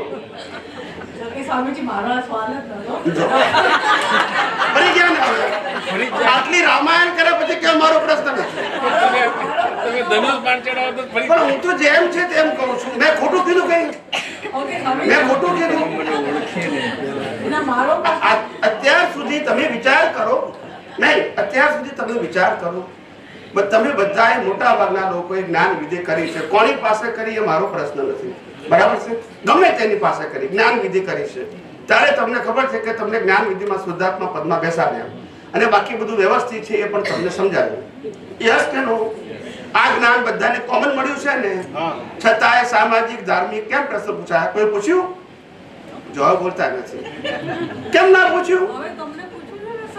ના, પણ અત્યાર સુધી ના કેમ પૂછ્યું એનો અમને જવાબ આપો ને. પ્રશ્ન મારો એ છે કે જો આ પ્રશ્ન હતો તો પહેલા પૂછ્યો કેમ નહીં? ક્રિયા તો પહેલા બને છે. હું તો સાસુઓના ઝઘડાની વાત નથી કરતો, પાપ પુણ્યની વાત નથી કરતો. એટલે તમે મારી પાસે પ્રશ્ન પૂછી જ ના શકો. પણ જ્યાં વાતો થાય છે ત્યાં તમે પૂછી શકો ને કે જો તમને શુદ્ધાત્મા પદમાં બેસાડ્યા અને બાકી બધું વ્યવસ્થિત છે તો પછી આ બધા પ્રશ્નોને સ્થાન ક્યાં છે? સોમાઈજી તમને સાથે મેં એટલા કમ્ફર્ટેબલ છીએ કે તમે એક્સક્યુઝ ના કરો. I am talking about the question and answer. જ્યાં આપણને પઝલ થાય ત્યાં પૂછવું જોઈએ અને જ્યાં પઝલ થાય ત્યાં ના પૂછવાતું હોય તો પછી જવાનો મતલબ શું?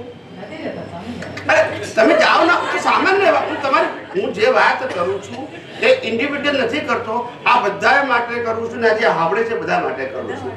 હું પ્રશ્ન જો પહેલી વસ્તુ એ કે મારો ક્યારે પણ પ્રશ્નનો જવાબ વ્યક્તિગત હોતો નથી, કારણ કે અહીંયા કોઈ પર્સનલ ટોક નથી. મારા બધા પ્રશ્નના જવાબો સનાતન સત્યો પર આધારિત હોય છે જે બધાને, એટલે પ્રશ્ન ભલે ઇન્ડિવિડ્યુઅલ પૂછે પણ મારો જવાબ યુનિવર્સલ હશે કે જે બધાને. એટલે હું તમને બધાને કહું છું કે જ્યાં જ્યાં તમે જાઓ અને તમને પ્રશ્ન પૂછવાનો મોકો આપે તો તમારે પૂછવું જોઈએ કે તમે શુદ્ધાત્મા પદમાં બેસાડી દીધા અને બાકી બધું વ્યવસ્થિત છે સમજાવી દીધું તો પછી આ બધા પ્રશ્નોની જરૂર કેમ છે એ જવાબ આપવો પડે કે ના આપવો પડે? મેં તમને કીધું બરાબર છે કે ભાઈ તમે શુદ્ધાત્મા છો, બાકી બધું કુદરતી રચના છે. પછી હું તમને કહું કે તમારા બેને ઝઘડા કેમ થાય છે? હું પૂછી શકું એવું? ના પૂછી શકું, કારણ કે મેં તમને જવાબ આપી દીધો. એ ફરીથી જવાબ ના આપવાનો. એવી રીતે માટે આપણે આધ્યાત્મ વિજ્ઞાનમાં સ્પષ્ટ કીધું કે અહીંયા સામાજિક અને ધાર્મિક પ્રશ્નોને કોઈ સ્થાન, અને તમને સામાજિક અને ધાર્મિક પ્રશ્નો હોય તો દુનિયામાં કોઈ પણ જગ્યાએ જ્યાં પ્રશ્નોત્તરી થતી હોય ત્યાં તમને જઈ અને પૂછવાનો અધિકાર છે. આટલું ઓપન કહું છું. પણ મારી પાસે આધ્યાત્મ વિજ્ઞાન સિવાય બીજો કોઈ સબ્જેક્ટ નથી. માટે વિજ્ઞાન સંદર્ભમાં કોઈ પણ પ્રશ્ન પૂછો તો હું જવાબ આપવા બંધાયેલો છું. કોઈ પણ પૂછે, પહેલી વખત આવે તોય મને વાંધો. પ્રશ્ન એ છે જ નહીં, પણ પ્રશ્ન તમારા બધાની જાગૃતિ લાવવા માટે છું.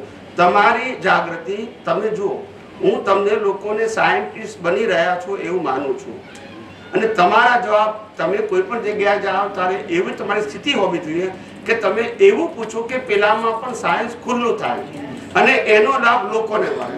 આપણું આ સાયન્સ મારું પોતાની મોનોપોલી ગમે તેના દ્વારા સાયન્સ વ્યક્ત થાય ને લાખો લોકો સમજે એ મારું મિશન છે. હું જ કહું એવું જરૂરી નથી. આજે તમે કોઈ જગ્યાએ પ્રશ્ન પૂછશો તો પેલાને જવાબ નહીં આપવો પડે અને એ જવાબ જો સાયન્ટિફિક નીકળશે તો લાખો લોકો નહીં સાંભળે. ઇમ્પોર્ટન્ટ વાત એ છે, ખ્યાલ આવ્યો કે નહીં? આજે હવે ધીમે ધીમે લોકોને એવું સમજાવતા થઈ ગયા છે કે જે સામાયિક પ્રતિક આલોચના પ્રતિક્રમણ પ્રત્યાખ્યાને ભગવાન મહાવીરનો માર્ગ કહેતા હતા, એ લોકો કઈ કહેવા થઈ ગયા કે પ્રતિક્રમણ, સામાયિક પ્રતિક્રમણ એ ધાર્મિક સત્ય છે, આધ્યાત્મિક સત્ય નથી, એમ બોલતા થયા ને તો અપગ્રેડ થયા ને એ તમારા પ્રશ્નને કારણે થયા. હું આ કહેવા માંગુ છું. હું એવું કહું છું કે એમના માટે સાયન્સ નીકળે એવું કહેવા માંગુ છું, જેથી સાંભળનારને સાયન્સ. આપણે સાયન્સ આપણી પ્રાઇવેટ મોનોપોલી નથી રાખવી, વિશ્વમાં ફેલાય જેથી બધા અપગ્રેડ થાય અને વિશ્વની અંદર જે સનાતન ધર્મ છે એ રીએસ્ટાબ્લિશ થાય, જેમાં કોઈ મતભેદ. ધેટ ઇઝ માય એંગલ, મારો એંગલ. હું જે કહું છું તે સાચું ને બધા વિજ્ઞાન કહું, કારણ કે આ વિજ્ઞાન કોનું છે? કુદરતનું છે, કોઈની માલિકીનું. માટે બધા બોલે આવું ઈચ્છું છું, એમાં નામની જરૂર. મેં તમને બધાને અનેક વખત કીધું છે કે તમે કોઈ પણ નવી વ્યક્તિ સાથે વિજ્ઞાનની વાત કરો તો મારું નામ બોલવું જરૂરી. અનેક વખત કીધું કે નથી કીધું? કારણ કે વિજ્ઞાનનો માલિક કે ક્રિએટર નથી. મને અનુભવ થયો છે એ હું તમને કહું છું. તમને જે અનુભવ થયો અથવા સમજાયું એ તમે બીજાને શેર કરો છો, તો મારું નામ બોલવું જરૂરી નથી. તમને કોઈ એમ કે આ દ્રષ્ટિ કોની પાસેથી મળી તો જ બોલવું, પણ વિજ્ઞાન મારું છે એવું બોલવું નહીં. બધી જે વાત એટલે કોઈ પણ બોલી શકે. સ્વામીજી, મારો ક્વેશ્ચન હવે સોલ્વ થાય છે. આ તો ઓલું એક્સ્ટ્રા હતું મારો. હવે સ્વામીજી, જે આત્મા છે, આત્મા તત્વ કહેવાય, રાઈટ? હવે આત્મા તત્વ છે એટલે એનું અસ્તિત્વ ખરું, બરાબર? અને એને અસ્તિત્વ એટલે તત્વ એટલે એને અણુ કે પરમાણુ શું એ કહેવાય તો ખરું, બરાબર? એટલે એને એનું અસ્તિત્વ છે. કંઈક ગઈકાલે જ કંઈક વાત થઈ હતી રીતે કે એ જ આત્મા જ્યારે સિદ્ધ ક્ષેત્રમાં જાય છે ત્યારે એને કઈ કોઈ બાહ્ય નથી સંભળાતું. નહીં હિન્દીમાં કહેવાનું. સોરી મેં હિન્દીમાં બોલું. કોઈ વાત બોલી કે સિદ્ધ ક્ષેત્રમાં જાય છે ત્યારે ભાઈએ કઈ પૂછ્યું હતું કે મને નહીં ફાવે કે ક્વેશ્ચન કે સિદ્ધ ક્ષેત્રમાં જાય છે તો કે સિદ્ધ ક્ષેત્રમાં અનંત કેટલા આત્માઓ ત્યાં ગયા હોય તો કેટલું એવી રીતે. ત્યારે આપણે જવાબ આપ્યો હતો કે સિદ્ધ ક્ષેત્રમાં એને બહુ સ્પેસ નથી જોતી, કારણ કે એ પરમાણુ નથી એટલે એને બહુ સ્પેસ ન જોવે. પરમાણુ છે એટલે સ્પેસ નહીં, બહુ સ્પેસ જ ના જોઈએ. એટલે આમ હવે પહેલેથી શરૂઆત કરી સ્વામીજી, સમજો કે નિગોદમાંથી બહાર નીકળ્યા કે અત્યારે આપણા બધામાં આવા બધા છે તો આપણામાં આત્મા છે, આત્મા એક તત્વ છે, અસ્તિત્વ છે એટલે એ અણુ કે પરમાણુ હોય તો ખરું જ. તમે ખાલી સિમ્પલ પ્રશ્ન પૂછી દો કે ભઈ આત્મા પરમાણુનો બનેલો છે કે આટલો પ્રશ્નનો જવાબ મળી જશે. ઓકે, એમ ડિસ્ક્રાઇબ કરવાની જરૂર નથી. પહેલી વસ્તુ એ કે આત્મા પરમાણુનો બનેલો નથી. આત્મા જે છે એ સ્વ પર પ્રકાશ સ્વભાવ વાળો છે, જે જ્ઞાન સ્વભાવ વાળો છે, એમાં પરમાણુ નથી. અને બીજું જળ છે એ પરમાણુનું બનેલું છે અને જળની બધી અવસ્થા પરમાણુ વાળી હોય. આ બધી જ અવસ્થાઓ જળની છે, આ અવસ્થા જળની છે. જળ પરમાણુનું બનેલું હોય, જળની અવસ્થા પરમાણુની હોય, ચેતનની અવસ્થા પરમાણુની ના હોય. ચેતન એ જ્ઞાન પ્રકાશ સ્વરૂપ છે. કયો સ્વરૂપ છે? અને દાખલો પણ આપ્યો હતો કે આ રૂમની અંદર 1000 વોલ્ટનો બલ્બ ઓન કરો તો આખા રૂમમાં પ્રકાશ આવે છે. હવે બીજો લગાવો 1000 વોલ્ટનો તો અહીંયા પ્રકાશ રહેશે. એવા 100 લગાવો તો પ્રકાશને અલગ જગ્યા જોઈશે નહીં. એ પણ દાખલો મેં ગઈકાલે આપેલો હતો. હવે બોલો. ઓકે, તો સ્વામીજી જે આત્મા કીધું ને આપણે કે અસ્તિત્વ બધાના અલગ અલગ છે, ગુણ ને હવે સ્વભાવ એ કરીને એક છે. તો પછી તમે કીધું કે હમણાં જ્ઞાન પ્રકાશ છે, એ જ્ઞાન પ્રકાશ એ જ એનું અસ્તિત્વ, એ જ એનું અસ્તિત્વ, એ જ સમજવાનું, એ જ એનું અસ્તિત્વ.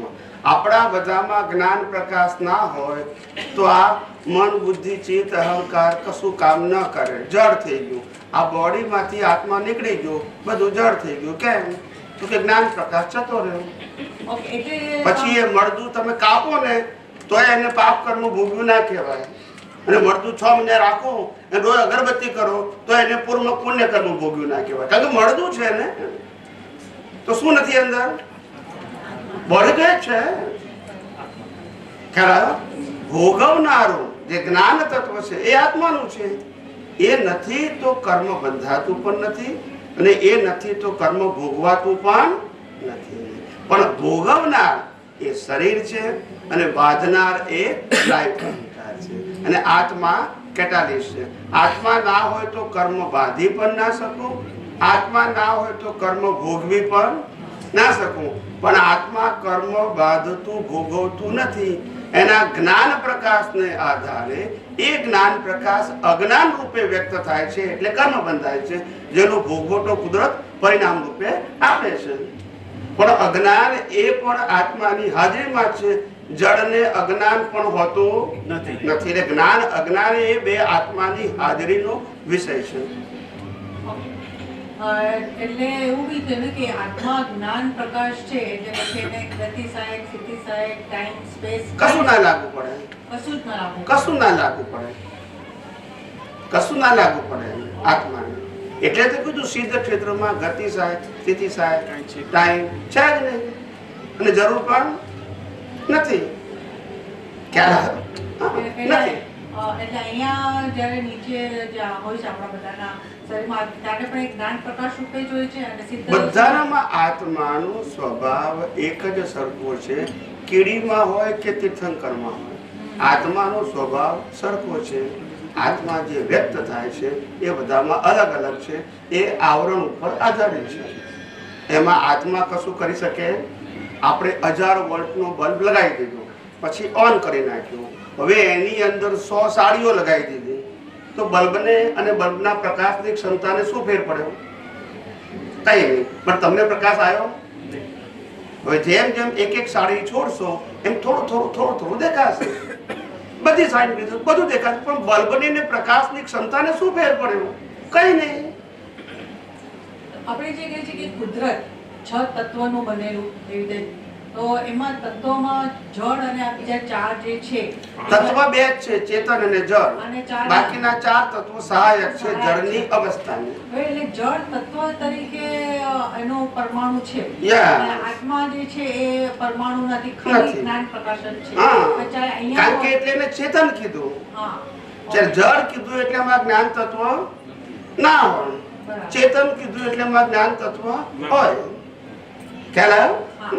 તો અહીંથી કે છે કે આત્માનું સ્થાન નાભીમાં છે, હા, તો એ શું કહેવાય તો પછી? શક્તિ રૂપે.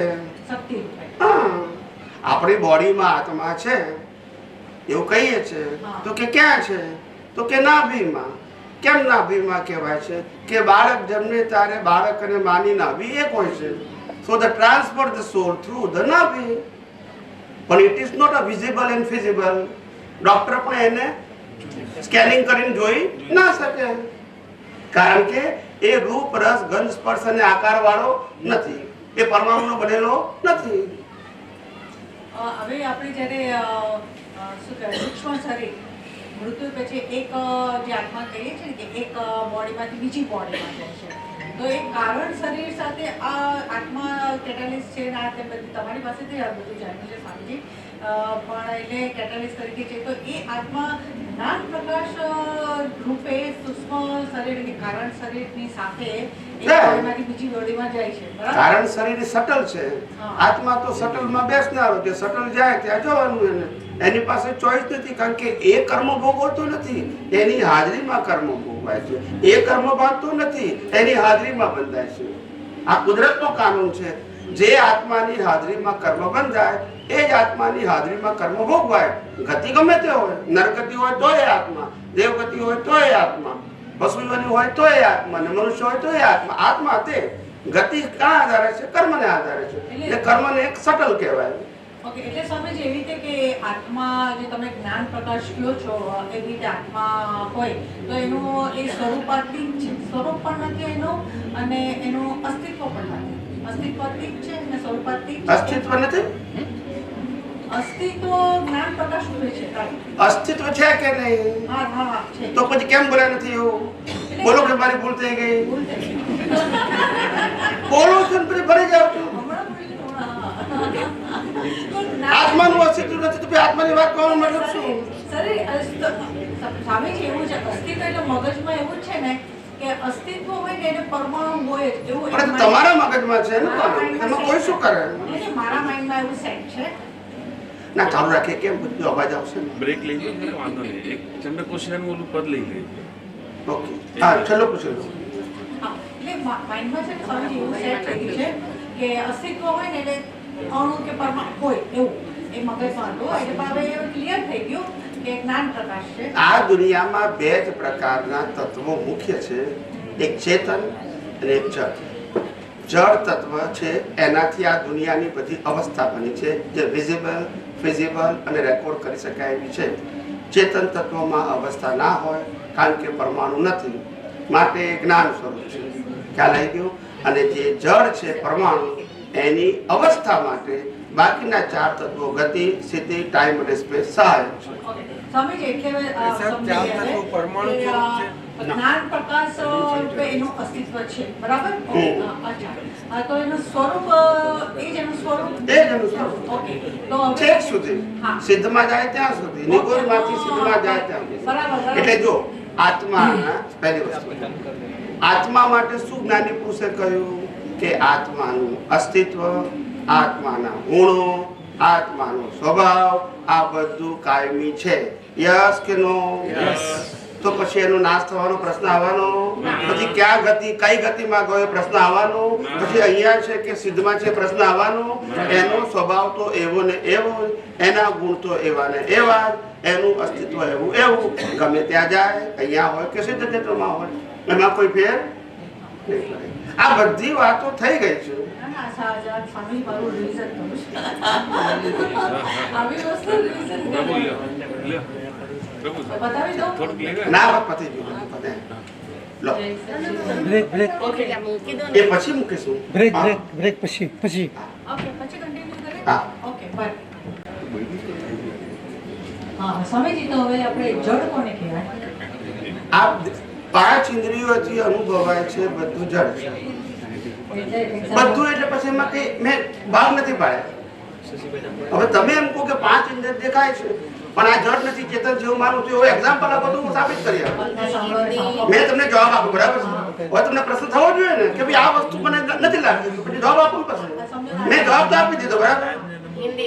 सॉरी, मैंने आपको उत्तर दे दिया कि पांच इंद्रियों से जो भी अनुभव में आता है वो सब जड़ है. ये मेरा आंसर है. अभी इसमें आपको क्वेश्चन करना है तो कर सकते हैं.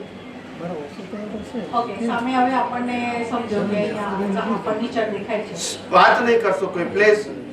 સૌથી હાલ ફર્નિચર આપણને દેખાય છે, તો એ ફર્નિચરને જડ કહેવાય કે एवरीथिंग. बॉडी भी जड़ है હા, બોડી તો જડ છે, બરાબર. ઓકે, तो आ जड़ नहीं. ના હું તમને પૂછું છું, મને એટલે પણ સમજો. તમને ધારો કે ક્વેશ્ચન થયો તો ક્વેશ્ચન પર રીઝન હોવું જોઈએ ને. એમ સમજવાનું સ્વામીજી કે आज ने जड़ एक्सेप्ट કર્યું તો આ જડ એક્સેપ્ટ નથી થયું તો રીઝન તો હોવું જોઈએ ને. નહીં, સમજી ગયો. આ સાંભળો જડ નથી એક્સેપ્ટ થયું તો કંઈક તો આપણે પ્રશ્ન પૂછ્યું તેમ પાસે બેકઅપ તો હોય કે નહીં. સ્વામીજી, હું એમ જ પૂછવા માંગુ છું કે આપણે જે આત્મા કહીએ છીએ ને એ જે ચેતન છે, ઓકે, એટલે ચેતન એક જ્ઞાન પ્રકાશ છે, એટલે આત્મા એ ચેતન છે અને એક જ્ઞાન પ્રકાશ છે. એટલે મને ક્વેશ્ચન થયો કે તો પછી આપણે જળ કોને કહેવાનું? એટલે આમાં આ જે કહે ને વાયુ કાય, પાણી કાય, પૃથ્વી કાય, વનસ્પતિ કાય, અગ્નિ કાય, જે જૈન શાસ્ત્રમાં બી એ કીધું છે એ પ્રમાણે, તો એ બધાને આપણે તો એ ચેતન જ સમજવાના ને, એમાં બી બધા આત્મા તો છે. તમે ચેતન સમજવાના કોને કહો છો? એની અંદર કે એને? પેલા બે જ નક્કી કરો. હવાની અંદર. હવે આ સાંભળો, એક સમજ, એક મને બોલો. ઓકે, આ બોડીની અંદર આત્મા છે, જ્ઞાન પ્રકાશ. એટલે બોડીને શું કહેવાય? બોડી જળ ને અંદર ચેતન. એક મિનિટ, ધીમે ધીમે ધીમે. તમે પૃથ્વી, પાણી, વાયુ, અગ્નિ, આકાશ, કાય કી જાય, એ કાયા એ ચેતન કહો છો કે એની અંદર ચેતન કહો છો? એની અંદર બસ તો પછી પતી ગયું. બરાબર. ઓકે, તમે શું બોલ્યા ના, ના, કે આ પાંચે પાંચ ચેતન છે ને, પછી બોલ્યા એની અંદર ચેતન છે ને, એટલે તમે જે પૂછશો એનો હું જવાબ આપીશ. તમારા મગજમાં હશે એનો જવાબ, નહીં નહીં, બરાબર છે, બરાબર છે. આપણે બરાબર સમજવા. તમે જે બોલશો એનો હું જવાબ આપીશ. હા. તમે એમ કહો છો કે આ પાંચ વસ્તુ છે, પૃથ્વી, પાણી, વાયુ, કાય, અગ્નિ, આકાશ, એ ચેતન છે કે જળ છે? તો જળ છે. બરાબર. પછી તમે બોલો કે એની અંદર, તો પછી કે ચેતન છે, પણ એને હું ચેતન નહીં કહો. બરાબર, સબ્જેક્ટ બરાબર છે.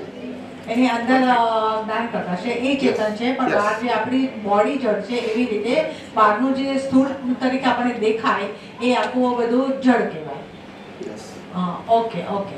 હવે એ હતું કે છેલ્લે જે સિદ્ધ ક્ષેત્રમાં ના, જાય પણ પહેલા એ જો સામે બોલો પ્રશ્ન પૂછવાની પદ્ધતિમાં એવું હોવું જોઈએ કે મને પ્રશ્ન સમજાયો નથી અથવા મને પ્રશ્નમાં શંકા છે એટલે હું તમને પ્રશ્ન પૂછું છું. હવે તમે જવાબ આપ્યો, જવાબ મને સંતોષ થયો એટલે મારે કહેવાનું કે મને જવાબ મળી ગયો. હવે નેક્સ્ટ ક્વેશ્ચન. હવે આનો જવાબ પછી એવું ના થવું જોઈએ કે જવાબ આપ્યા કરું અને તમે પાછું એમ કહો કે નંબર તો મળ્યો જ નથી. ના ના એવું હશે જો ચેપ્ટર નહીં એટલે તમારું કહેવાનું, કારણ કે જ્યારે તમને જવાબ નહીં મળે ત્યારે તમે તમારું બોલશો કે મને મળ્યો. મને કાઉન્ટર ક્વેશ્ચન પૂછો છો તો કાઉન્ટર ક્વેશ્ચન નથી પૂછતા એટલે ખ્યાલ આવી ગયો હવે મને જવાબ મળી ગયો એવું બોલવાનું. અને ના અને ના હોય ત્યાં સુધી પૂછવાનું પણ પૂછવા બંધ થઈ ગયું એટલે બોલી જવાનું કે મને જવાબ મળી ગયું. આ ખ્યાલ આવી ગયો. એટલે મને ખ્યાલ આવે કે એક ચેપ્ટર શું થઈ ગયું. બરાબર હું જવાબ આપું છું ને જવાબ મળી જાય તો તમે એક્સેપ્ટ તો કરવું પડે કે નહીં બરાબર એમ. હા. બોલો. હવે છેલ્લે એ જ આવે છે કે સિદ્ધ ક્ષેત્રમાં જ્યારે આત્મા જાય છે એટલે હવે તો એ સમજાય જ ગયું કે જ્ઞાન પ્રકાશ, તમે કાલે બી વાત કરી હતી કે જ્ઞાન પ્રકાશ સિદ્ધ ક્ષેત્રમાં જાય છે. હવે જ્ઞાન પ્રકાશ જ છે અને એટલે એને તો હવે ગતિ સાઈડ સ્પેસ બધું કાલે જ વાત કરી દીધી. એટલે ખાલી એક સમજવા માટે જરા કન્ફર્મ કરું છું કે બરાબર છે. એટલે એને કાંઈ જોઈએ જ નહીં, જ્ઞાન પ્રકાશ खाली कोई भी आत्मा एक मिनट कोई भी आत्मा यहाँ से मोक्ष में जाता है उस समय, अभी ध्यान से सुनना, उस समय इनको बॉडी का 1/3 अवगाहना रहती है. क्या बताया? 1/3. और वो अवगाहना के कारण उसको गति सहायक तत्व लागू होता है अप टू लोक का अग्रभाग. उसके बाहर आत्मा निकल गया फिर वहां गति सहायक तत्व की जरूरत नहीं है, मगर अवगाहना होने के कारण इसको गति तत्व होती है. ठीक है.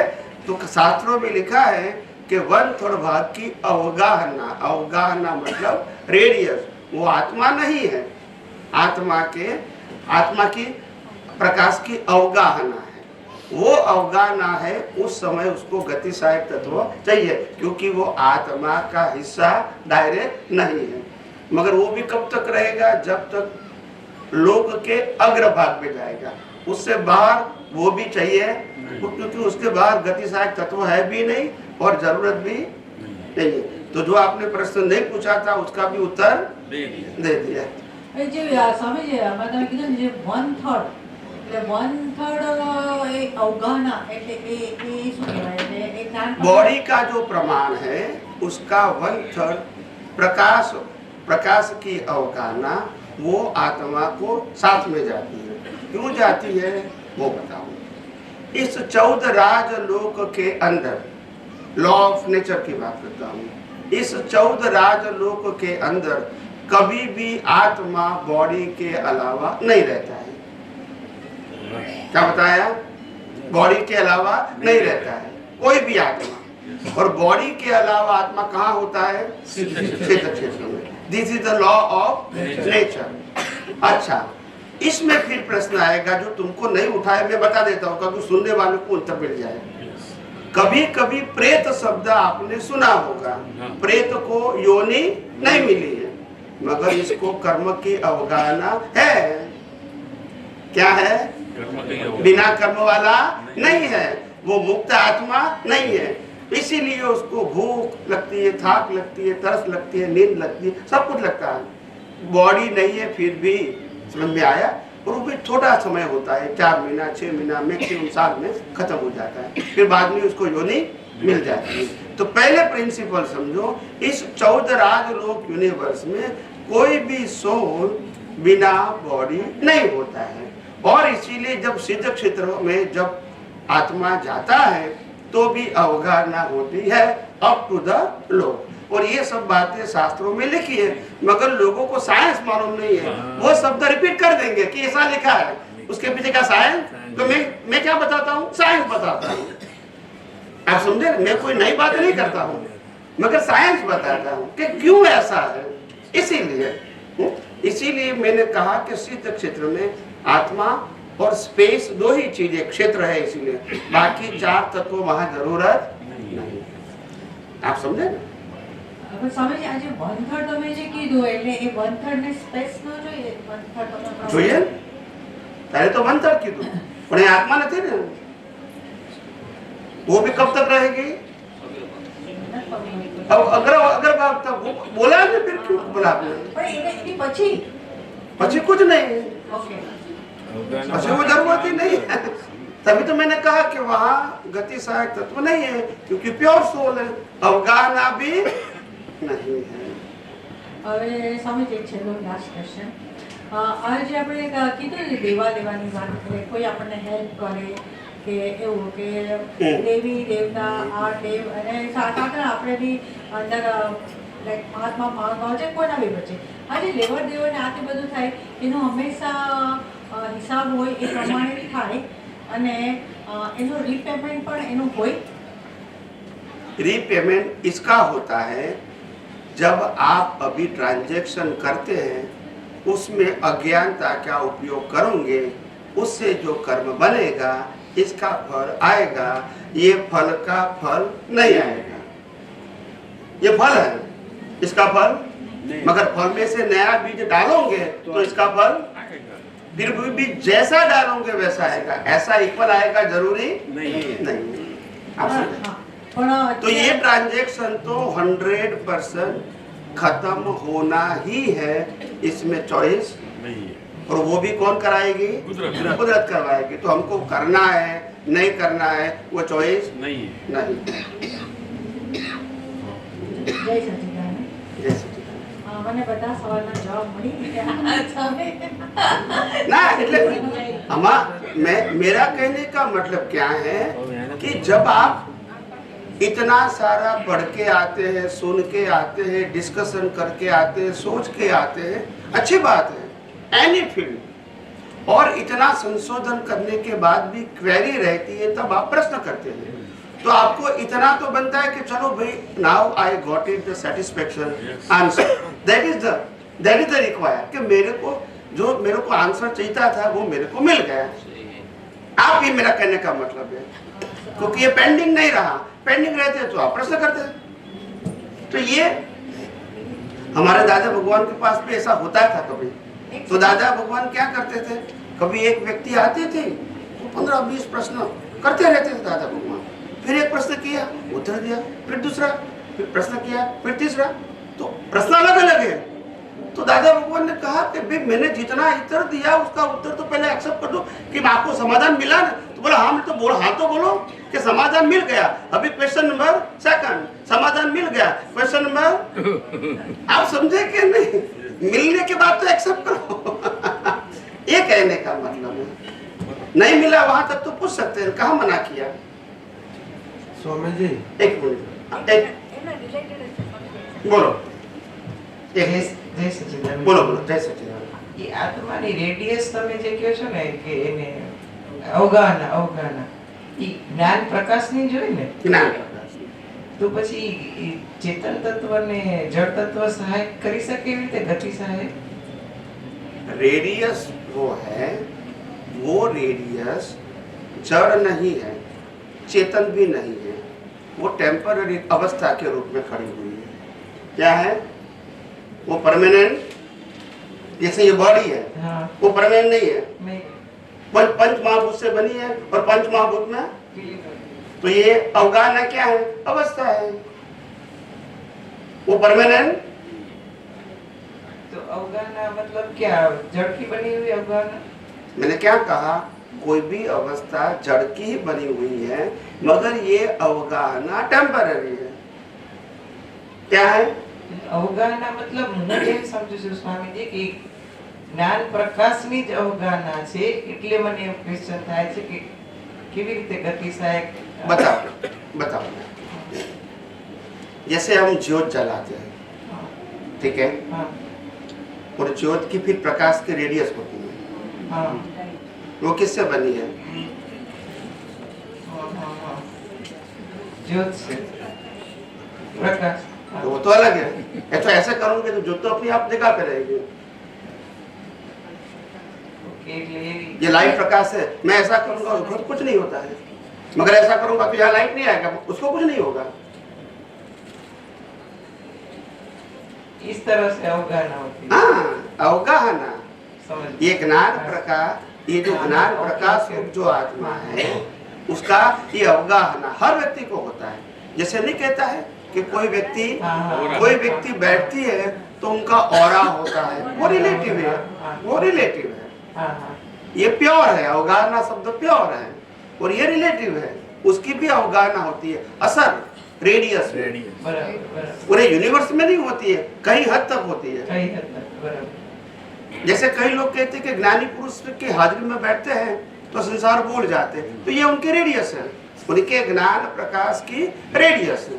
वो खुद कोई चमत्कार नहीं करते हैं, वो स्वयं खड़ा हो जाता है, वो हाजिरी होती है तब तक रहता है, मगर वो भी करते नहीं है, ये हो जाता है, ऐसा है। तो ये जैसे नेगेटिव का भी ऐसा होता है। नहीं कहता कि उनके पास से बैठते हैं ना तो विचार ही खराब आते हैं, अभी वो भी कुछ नहीं करते हैं, तो वो फिजिकल फॉर्म नहीं है। સ્વામીજી એક ક્વેશ્ચન પાછો હવે તમે જે કીધું ને કે આ લાઈક વાયુ કાય આ તે બધું એટલે બોડી જળ છે ને એની અંદર આત્મા છે જ્ઞાન પ્રકાશ છે એટલે જળ ને ચેતન બંને સાથે સાથે જ હોય છે ને એવું થઈ ગયું ને ये यूनिवर्स में जो भी शरीर जिसको बोलते हैं, क्या बोलते हैं, चाहे एकेंद्रिय का है, चाहे पंचेंद्रिय का है, चाहे एनिमल का है, चाहे देवी देवता का है, चाहे नर गति का है, जिसको बॉडी शब्द लागू होता है उसमें आत्मा होता है। એટલે આત્મા બોડી વગર એકલો રહી જ નથી શકતો। ये मैं वो पहले मैंने बोल दिया। ઓકે એને એને હું હવે એના વાત કરું આ જે હવા આપણે જે કહે ને વાયુ કાય પાણી કાય એ જે બધું આમ એ આપણે બહુ એકચ્યુઅલી નજરમાં નથી આવતું, કારણ કે જે જીવતી વ્યક્તિ હોય ને જે હાલી ચાલી શકે ને એને જ આપણે ચેતન માનીએ અને એના માટે જ બધું મનની અંદર સમજાઈ જાય એક્ઝેક્ટલી।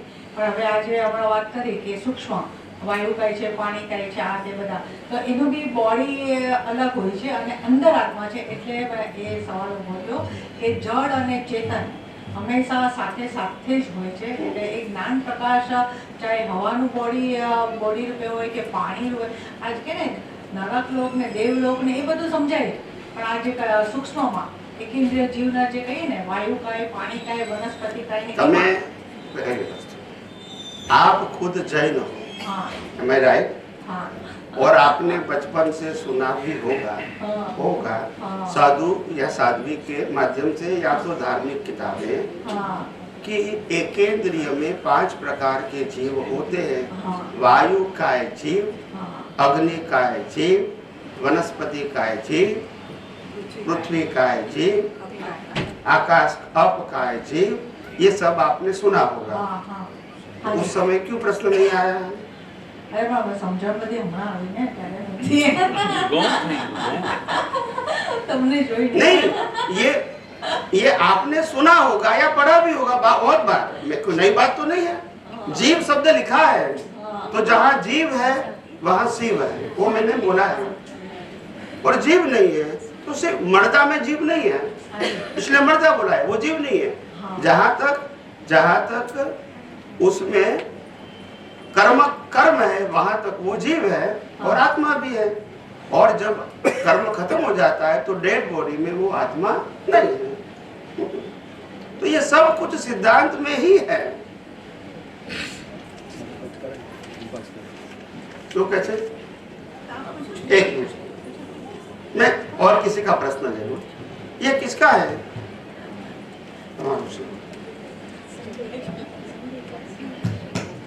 તમે બીજને ક્યાંથી ક્યાં સુધી માનો છો બતાવો? मतलब બીજનું ફળ પછી બીજ સમાપ્ત કે બીજનું ફળ પછી ફળનું બીજ, બીજનું ફળ, हाँ वही चलता रहेगा। हम कहेंगे कि भी हमने बीज डाला, पेड़ बन गया, आम आ गए, अभी आम खा लिया, फिर दूसरी आम कैसे आएगी, फिर तीसरी आम कैसे आएगी हर साल? तो वहां तो नहीं प्रश्न करते हैं। इसके लिए तो पूछा ना, ये मेरे लिए नया है। आप बीज बोलते हो तो बीज और एक फल, वो वहीं पे बीज खत्म हो गया कि उसके बाद वो फल का बीज? बीज और फल वो एग्जाम और रिजल्ट जैसा है। एक एग्जाम दिया, उसका रिजल्ट आया, वो एग्जाम खत्म हो गई। फिर एग्जाम दिया, फिर रिजल्ट आया, खत्म हो गई। फिर एग्जाम दिया, फिर रिजल्ट आया, खत्म हो गई। इसीलिए जब हमने पिछले अवतार में बीज डाले थे तो ये लाइफ मिली, बीज का फल खत्म हो गया। फिर अंदर नए बीज डालते हैं, उसके लिए नेक्स्ट बर्थ मिलेगा। तो ये साइकिल ऑफ री इनकारनेशन जब तक अज्ञान है वहां तक चालू रहेगा। कॉज और इफेक्ट खत्म, बस वही। उसको सीक्वेंस नहीं मानते। नहीं, सीक्वेंस नहीं। अगर आपके पास भी ज्ञान है तो नहीं बनेगा कर्म। इसको क्या है, बीज और कॉज और इफेक्ट और फल और बीज में थोड़ा अंतर है, लेकिन एक बाद में डिस्कस करूंगा। तो हाँ, अभी प्रश्न कीजिए प्लीज, कीजिए प्रश्न। हैं?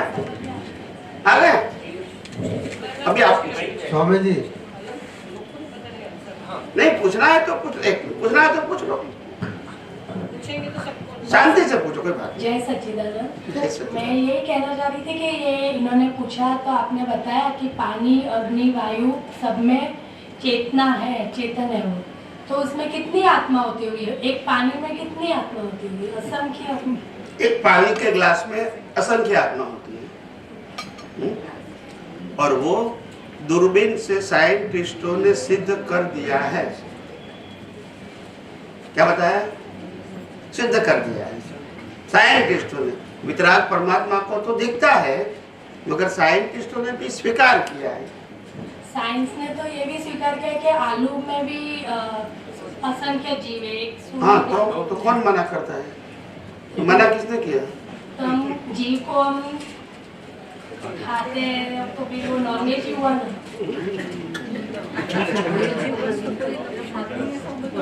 कौन सी मतलब पानी के बिना हम नहीं जी सकते, तो पानी पीना है। नहीं, हवा के मैं क्या कहता हूँ, हम जो भी खाना खाते हैं इसमें कौन सी चीज ऐसी है जिसमें जीव नहीं है, वो बताइए।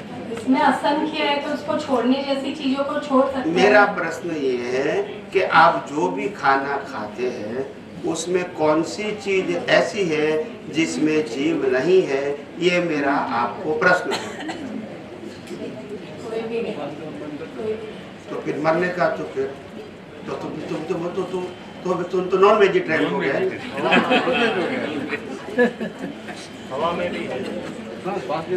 ऐसा नहीं है, ऐसा नहीं। साइंस समझो, साइंस इसमें ये है कि वितरागों की बात ये है कि जो चीज में त्रास अनुभव करता है, क्या करता है? उसको खाते समय, काटते समय त्रास अनुभव करता है, वेदना अनुभव करता है, और जिसकी पांचों इंद्रियां हैं वो चीज हमको सबसे पहले नहीं खानी चाहिए।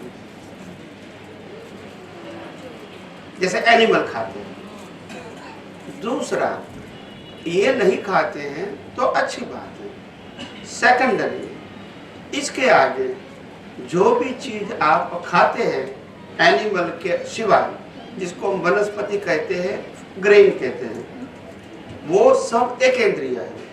क्या है? वो एक इंद्रिय में भी जो चीज कंदमूल है वो अनंत काय जीव है। क्या है? और जो चीज पेड़ पे बनती है उसमें लिमिटेड जीव है। क्या है? जीव तो है, लिमिटेड है। तो भगवान ने क्या कहा? बॉडी के लिए खाना तो जरूरी है,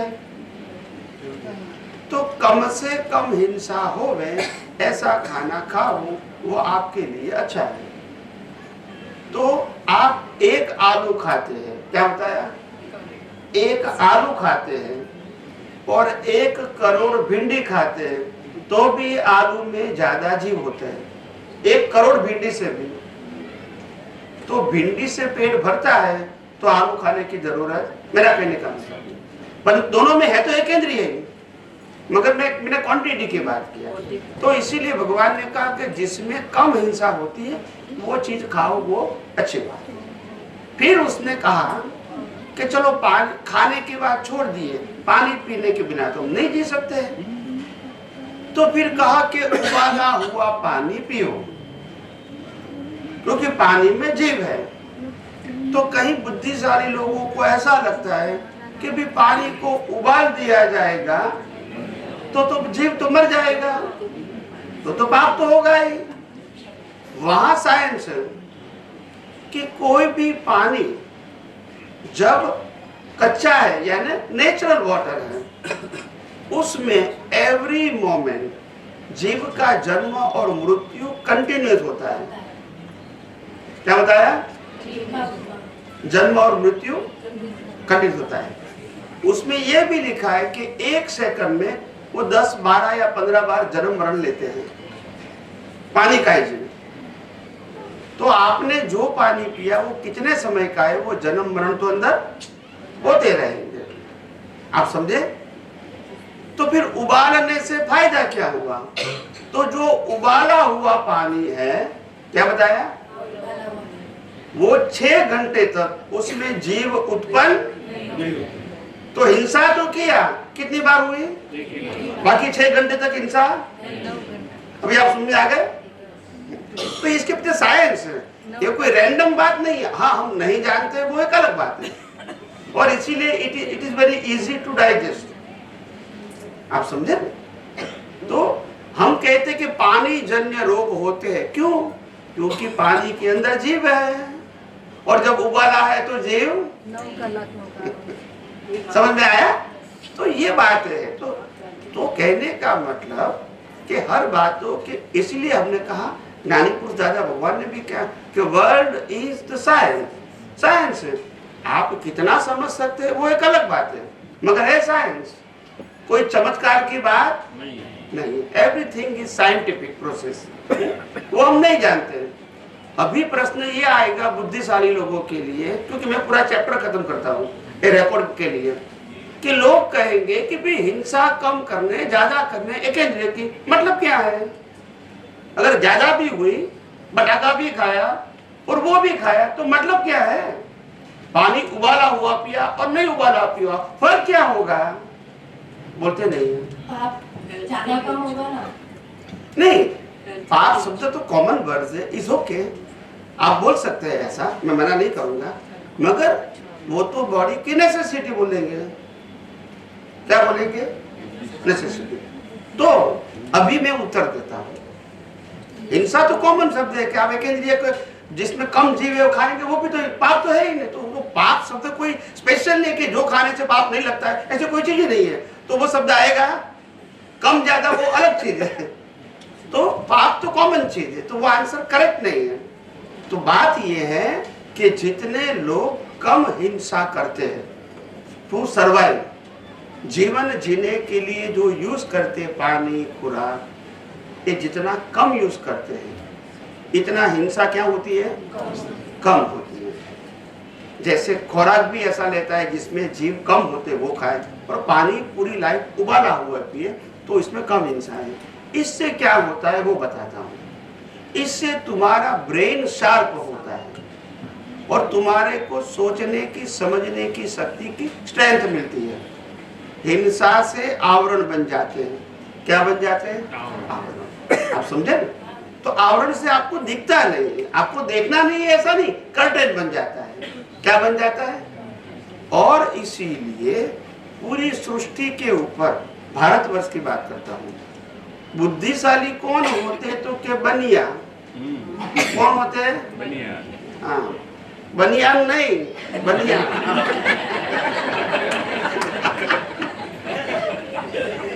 समझ में आया? बनिया होता है। आज भारतवर्ष में सबसे ज्यादा टैक्स कौन भरता है? बनिया भरता है। सबसे कम पॉपुलेशन किसकी है? बनिया की है। सबसे ज्यादा कॉस्टली मंदिर किसके हैं? बनिया के हैं। आप समझे ना? तो क्योंकि वो बुद्धिशाली है, और बिजनेस ही उसका पैसा है, और बुद्धि से ही उसको जिगर आती है। ऐसे जिगर नहीं आती है, वो लड़ाई में नहीं जाएगा बनिया, मगर व्यापार करेगा बैठा बैठा, क्योंकि बुद्धि है ना। और उसके बाद बुद्धि ऐसी है कि वो साहस कर सकता है, बिजनेस में साहस करता है, लड़ने में साहस नहीं कर सकता। तो ये बिकॉज ऑफ दिस रीजन। और वो आध्यात्म की बातें वितरागों की बातों भी जल्दी वो समझ पाता है, बिकॉज ऑफ शार्पनेस। अभी हमारे व्यवहार जीवन में एक व्यक्ति दूसरे व्यक्ति को कोई बात समझाने की कोशिश करता है, एनी मैटर, उनको एक बार का, 2 बार का, 10 बार का, 15 बार का, फिर भी समझ में नहीं आता है। तो हमारे गुजरात में क्या करते हैं, तुम्हारे मगज में बटाका भरा है, वो क्यों कहते हैं? क्यों कहते हैं? बीड़ा भरा है, ऐसा क्यों नहीं कहते? दूधी भरा है क्यों नहीं बोलते हैं? क्योंकि बटाका का मतलब जड़ता। अभी समझ में आया? अब समझ में आया? तो इस सबके पीछे कोई रीजन है, ये कोई बातें कहावत रैंडम नहीं है। आप समझे? वो कहते हैं ना, गाँव में जो रहते हैं वो लोग क्या कहते हैं, बटाका का साग खाएगा और वही चपाटी खाएगा, क्योंकि वही इजीली मिलेगा, या तो बैंगन खाएगा, बस वही उसका फूड होता है नॉर्मली। तो इसीलिए उनका दिमाग ऐसा ही चलता है, ज्यादा नहीं चलता है। आप समझे? टेरिटरी बहुत लिमिटेड है। अभी तुम इसको अध्यात्म की बात करेंगे तो नहीं समझ में आएगी उसको।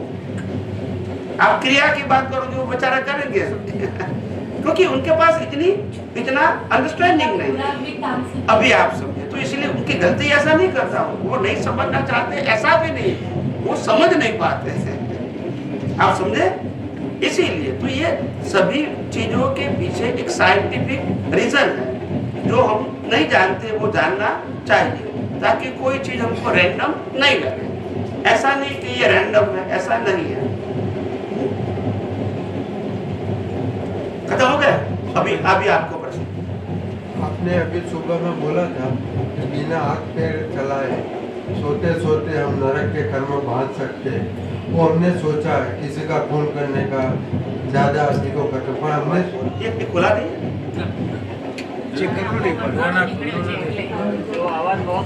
नहीं, आवाज ढोल की आवाज आती तो सुना ही नहीं देता। जरा आवाज करो तो पिंक कलर, पिंक क्या आवाज थोड़ा ढोल का आवाज है ना, तो मेरे को आवाज नहीं सुनाई। स्वामी जी सुबह में आपने बोला था कि बिना हाथ पैर हिलाए सोते सोते आप नरक, आठवीं नरक मतलब कोई भी कर्म कर सकते हैं, पर हमने खून खराबा करने का सोच विचार किया, वो नरक के कर्म बांधे, पर हमने एक्शन में नहीं लिया है, सिर्फ हमने भाव किए हैं, और भाव का प्रतिक्रमण से उतना ही 100% वो प्रतिक्रमण से दूर हो जाता है। ये इसमें क्या साइंस है? निकाचित कर्म का प्रतिक्रमण नहीं होता है। और हमने जो भाव किए, भाव का हमने वो एक्शन तो नहीं हुआ है ना हमारा, हमने भाव ही किए है कि 100 आदमी का खून करने का है, पर भाव किया, खून किया नहीं, एक्शन तो लिया नहीं, भाव किया, तो सिर्फ भाव का प्रतिक्रमण से वो दूर हो सकता है। बताओ, सबसे पहली बात, ये दुनिया में कोई ऐसा पैदा नहीं हुआ है, होगा भी नहीं, जिनके पास एक्शन करने की फ्रीडम है। ये दुनिया में कोई भी व्यक्ति ऐसा पैदा नहीं हुआ है और होगा भी नहीं जिनके पास एक्शन करने की फ्रीडम है, एनी काइंड ऑफ। तो वो तो प्रश्न अभी नहीं आएगा। हमारे पास भाव करने की ही फ्रीडम, एक्शन कुदरत करवाएंगी विदाउट चॉइस। आप समझे? पसंदगी नहीं है तो मैं कर सकता हूँ, वो तो प्रश्न नहीं आएगा। करना पड़ेगा, बीज है तो फल के मुताबिक। अभी आपका प्रश्न कौन से लेवल का है वो बताइए। प्रतिक्रमण का लेवल का है? हाँ, तो अभी हमने भाव कर दिए। हाँ, तो जो बताओ निकाचित कर्म जो होता है वो भारी कर्म होता है, उसका प्रायश्चित नहीं होता है। मगर सामान्य कर्म होते हैं, माइंड जिसको बोलते हैं, मानसिक तौर से, वाणी के तौर से कर्म जो बीज के रूप में, इसको आप उड़ा सकते हैं। भाव के कर्म के हिसाब से हमने कुदरत ने कर्म एक्शन तो नहीं करवाया अभी, वो तो पहले तो भी नहीं कर सकते, तो भी नहीं कर सकते। कुदरत ने एक्शन नहीं करवाया है तो भी नहीं कर सकते हैं।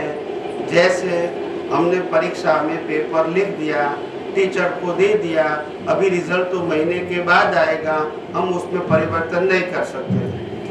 वही एग्जाम्पल उसमें लागू है। सब में वही होगा ना भाई। जब तुम एग्जाम दे रहे तब तुमको सामान्य कर्मों को इरेज करने की पावर है, सामान्य, निकाचित तो नहीं। मगर वो हमने नहीं किया और कुदरत के पास चला गया, फिर आप कोई भी कर्म का कुछ भी नहीं कर सकते। आपको भुगतान करना है कंपल्सरी, आपकी पोजीशन कोई भी क्यों ना हो। स्वामी जी एक बात तो है, पेपर जब तक पूरा नहीं हुआ तब हम प्रतिक्रमण कर सकते हैं। तो हमने भाव तो किया, अभी हमारा पेपर तो पूरा नहीं हुआ तो कर सकते हैं, तो कब ने मना किया मैंने? निकाचित नहीं कर सकते। निकाचित फिर भी अगर जिंदा है तो भी निकाचित नहीं कर सकते। सामान्य कर्म आप कर सकते हैं, माइंड भी कर सकते हैं। पर निकाचित कर्म में कौन से आते हैं आपके हिसाब से? निकाचित कर्म होता है जो बंद आपको भुगतना ही पड़ता है, ऐसे तीव्रता से किया है। ज्यादातर देवलोक के कर्म, नरक लोक के कर्म और मनुष्य लोक के अंदर भी ऐसे तीव्र कर्म होते हैं। जैसे कान में शीशु लगाना कर्म, वो तीव्र कर्म पूरा, वो नॉर्मल कर्म नहीं है, इंसान के जीव चली जाती है। वो कर्म की भुगतान करनी ही पड़ती है, वो प्रायश्चित से नहीं जाता है। अच्छा, वो एक्शन नहीं हुई तो भी निकाचित कर्म एक बार कुदरत तो कर्म का ही फल देते हैं। एक्शन तो कुदरत देती है, फिर भाव 5 बार बात करने से क्या मतलब? जब एक्शन तुम्हारे हाथ में है ही नहीं तो फिर एक्शन नहीं किया है बोलने से क्या मतलब? एक्शन करवाती कुदरत है, शरीर कुदरत देते हैं, संयोग कुदरत देते हैं, शक्ति कुदरत देती है, तुम्हारे पास चॉइस नहीं है। फिर एक्शन नहीं हुआ बोलने से मतलब क्या है? जब तुम्हारे हाथ में कुछ है ही नहीं तो तुम्हारे पास भाव करने से अलावा कोई इंडिपेंडेंट पावर नहीं है एज अ ह्यूमन, है ही नहीं तो फिर यही तो विज्ञान समझना है, जो विज्ञान हमने अभी तक नहीं समझा था। प्रभु छेल्लो प्रश्न टाइम ठीक है, चलो बोलो बोलो माइक बंद। जय सच्चिदानंद। जय सच्चिदानंद। સ્વામી સવારે તીર્થંકર ભગવાનની વાત નીકળી હતી, 24માં છેલ્લા જે તીર્થંકર ભગવાન છે એમની, તો એમાં એમનું આયુષ્ય 72 વર્ષ નક્કી જ હતું. એટલે એમાં જે આપણને કુદરતે શ્વાસ આપ્યા છે, એક બી ઓછો નહીં મળવાનો, એક વધારે બી નહીં મળે, એ કમ્પલસરી ફિક્સ જ છે. તો મારો કહેવાનો ભાવ એવો છે કે આજે કોઈ બી મહાત્મા આપણા સામે નજર સામે આવ્યા હોય ને એને અસાતા વિધની આવી હોય અને આપણે ભાવ કરીએ કે ભાઈ તમને સારું થઈ જશે, 100 વર્ષ આયુષ્ય થઈ જશે, આવા મહાત્માઓ હૃદયથી પ્રાર્થના બી કરતા હોય તો આયુષ્ય લાંબુ ટૂંકું થઈ શકે ખરું કે એ ફિક્સ જ છે?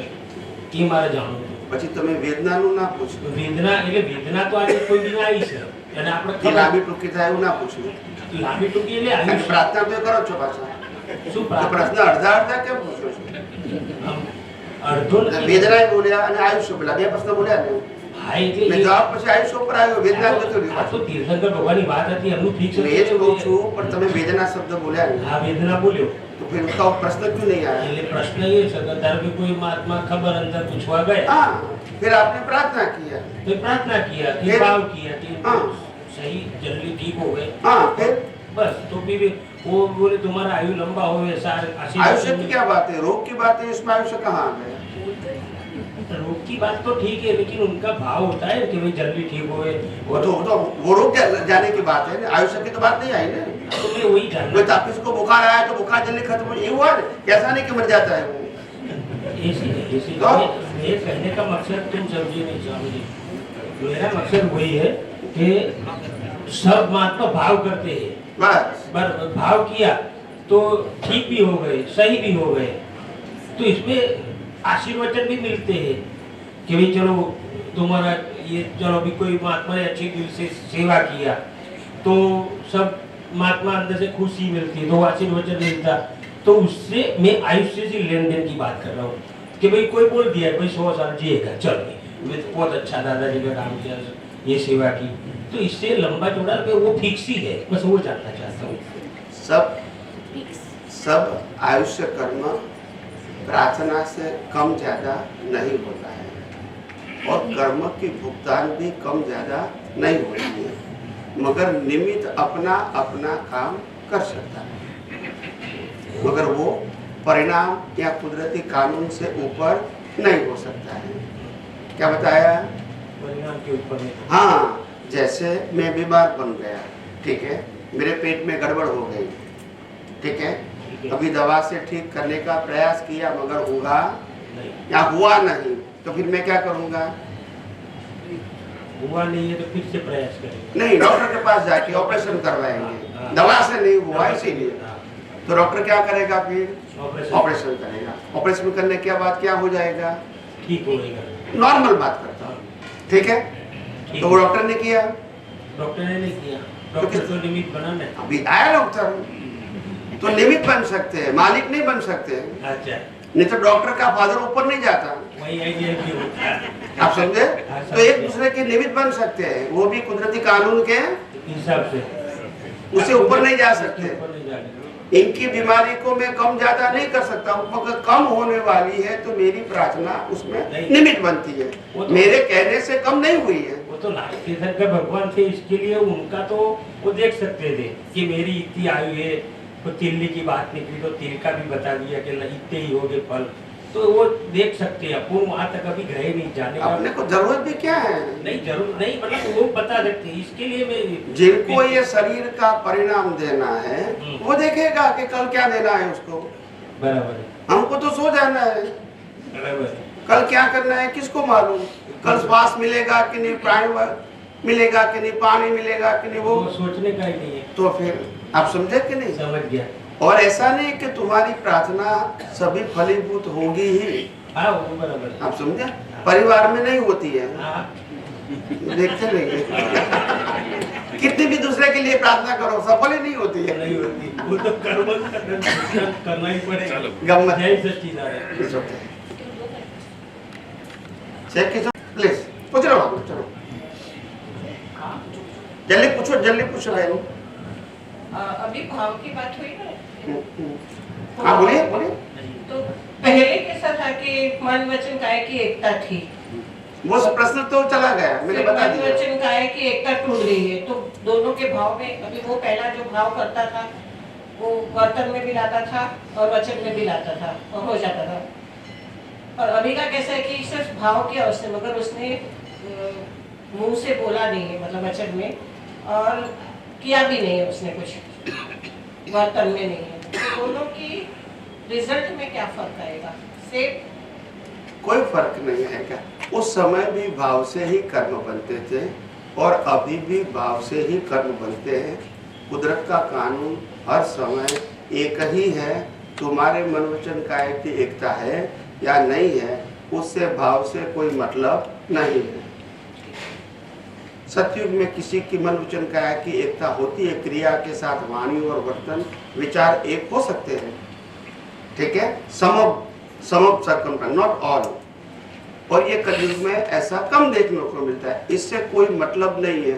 कर्म दोनों का भाव का ही फल है,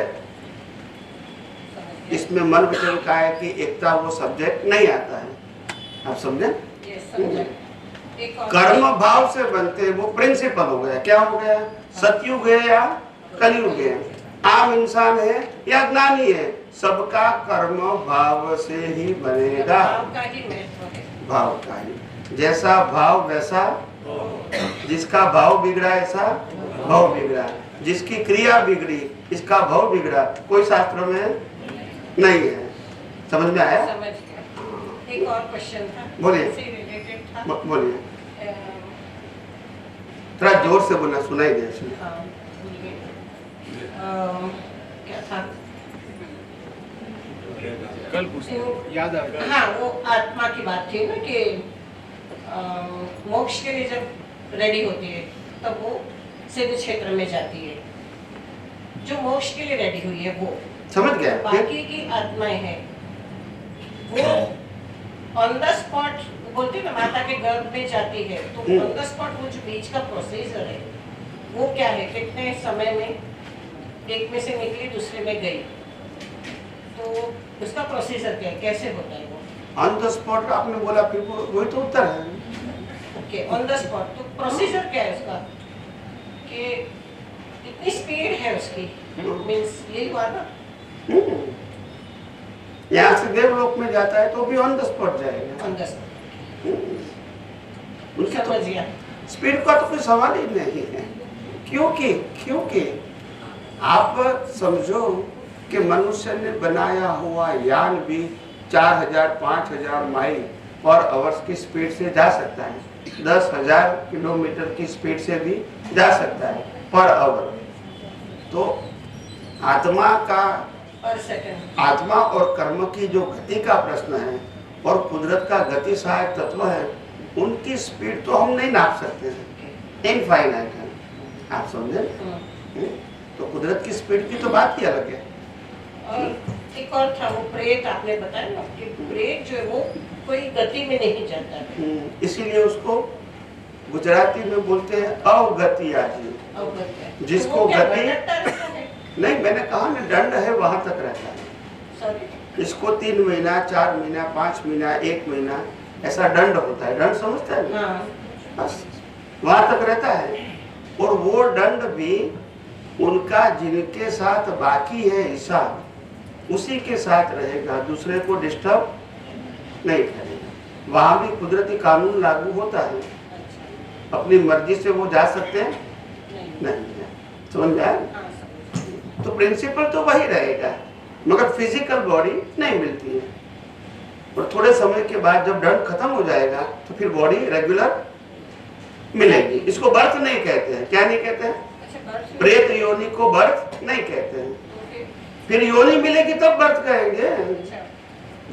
अच्छा, उसके लिए भी वापस अवगति मतलब गति मिली नहीं है।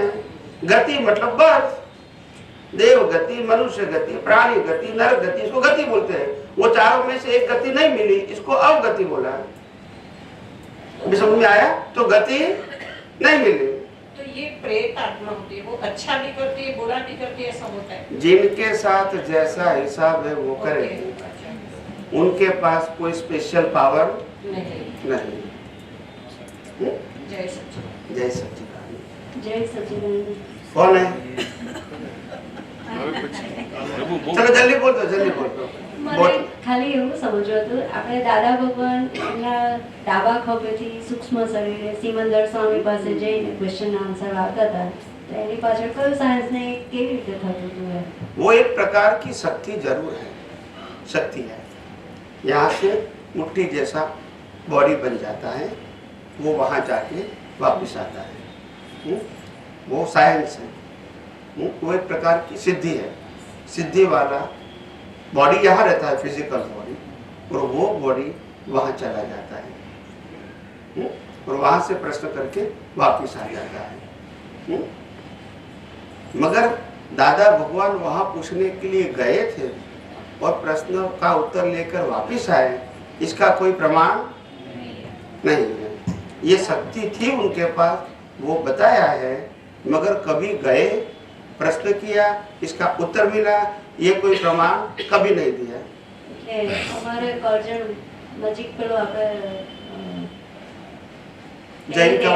દેરાસર છે ને, જે. ઉપર સિમંદર સ્વામીનું છે, એમાં જે જૈન છે એમાં એ મહાસતીજી છે તે સૂક્ષ્મ શરીર રીતે એવી રીતે ગયા હતા અને ક્વેશ્ચન આન્સર લઈને પાછા આયા. એનું આખું ચિત્રણ બધું કરેલું છે, તે ફોટોગ્રાફી हिस्टोरिकल बात है, वो हो सकता है। मैंने कहा ना, इम्पॉसिबल नहीं है, साइंस तो है, इसमें मैंने मना नहीं किया है, वो है, साइंस है।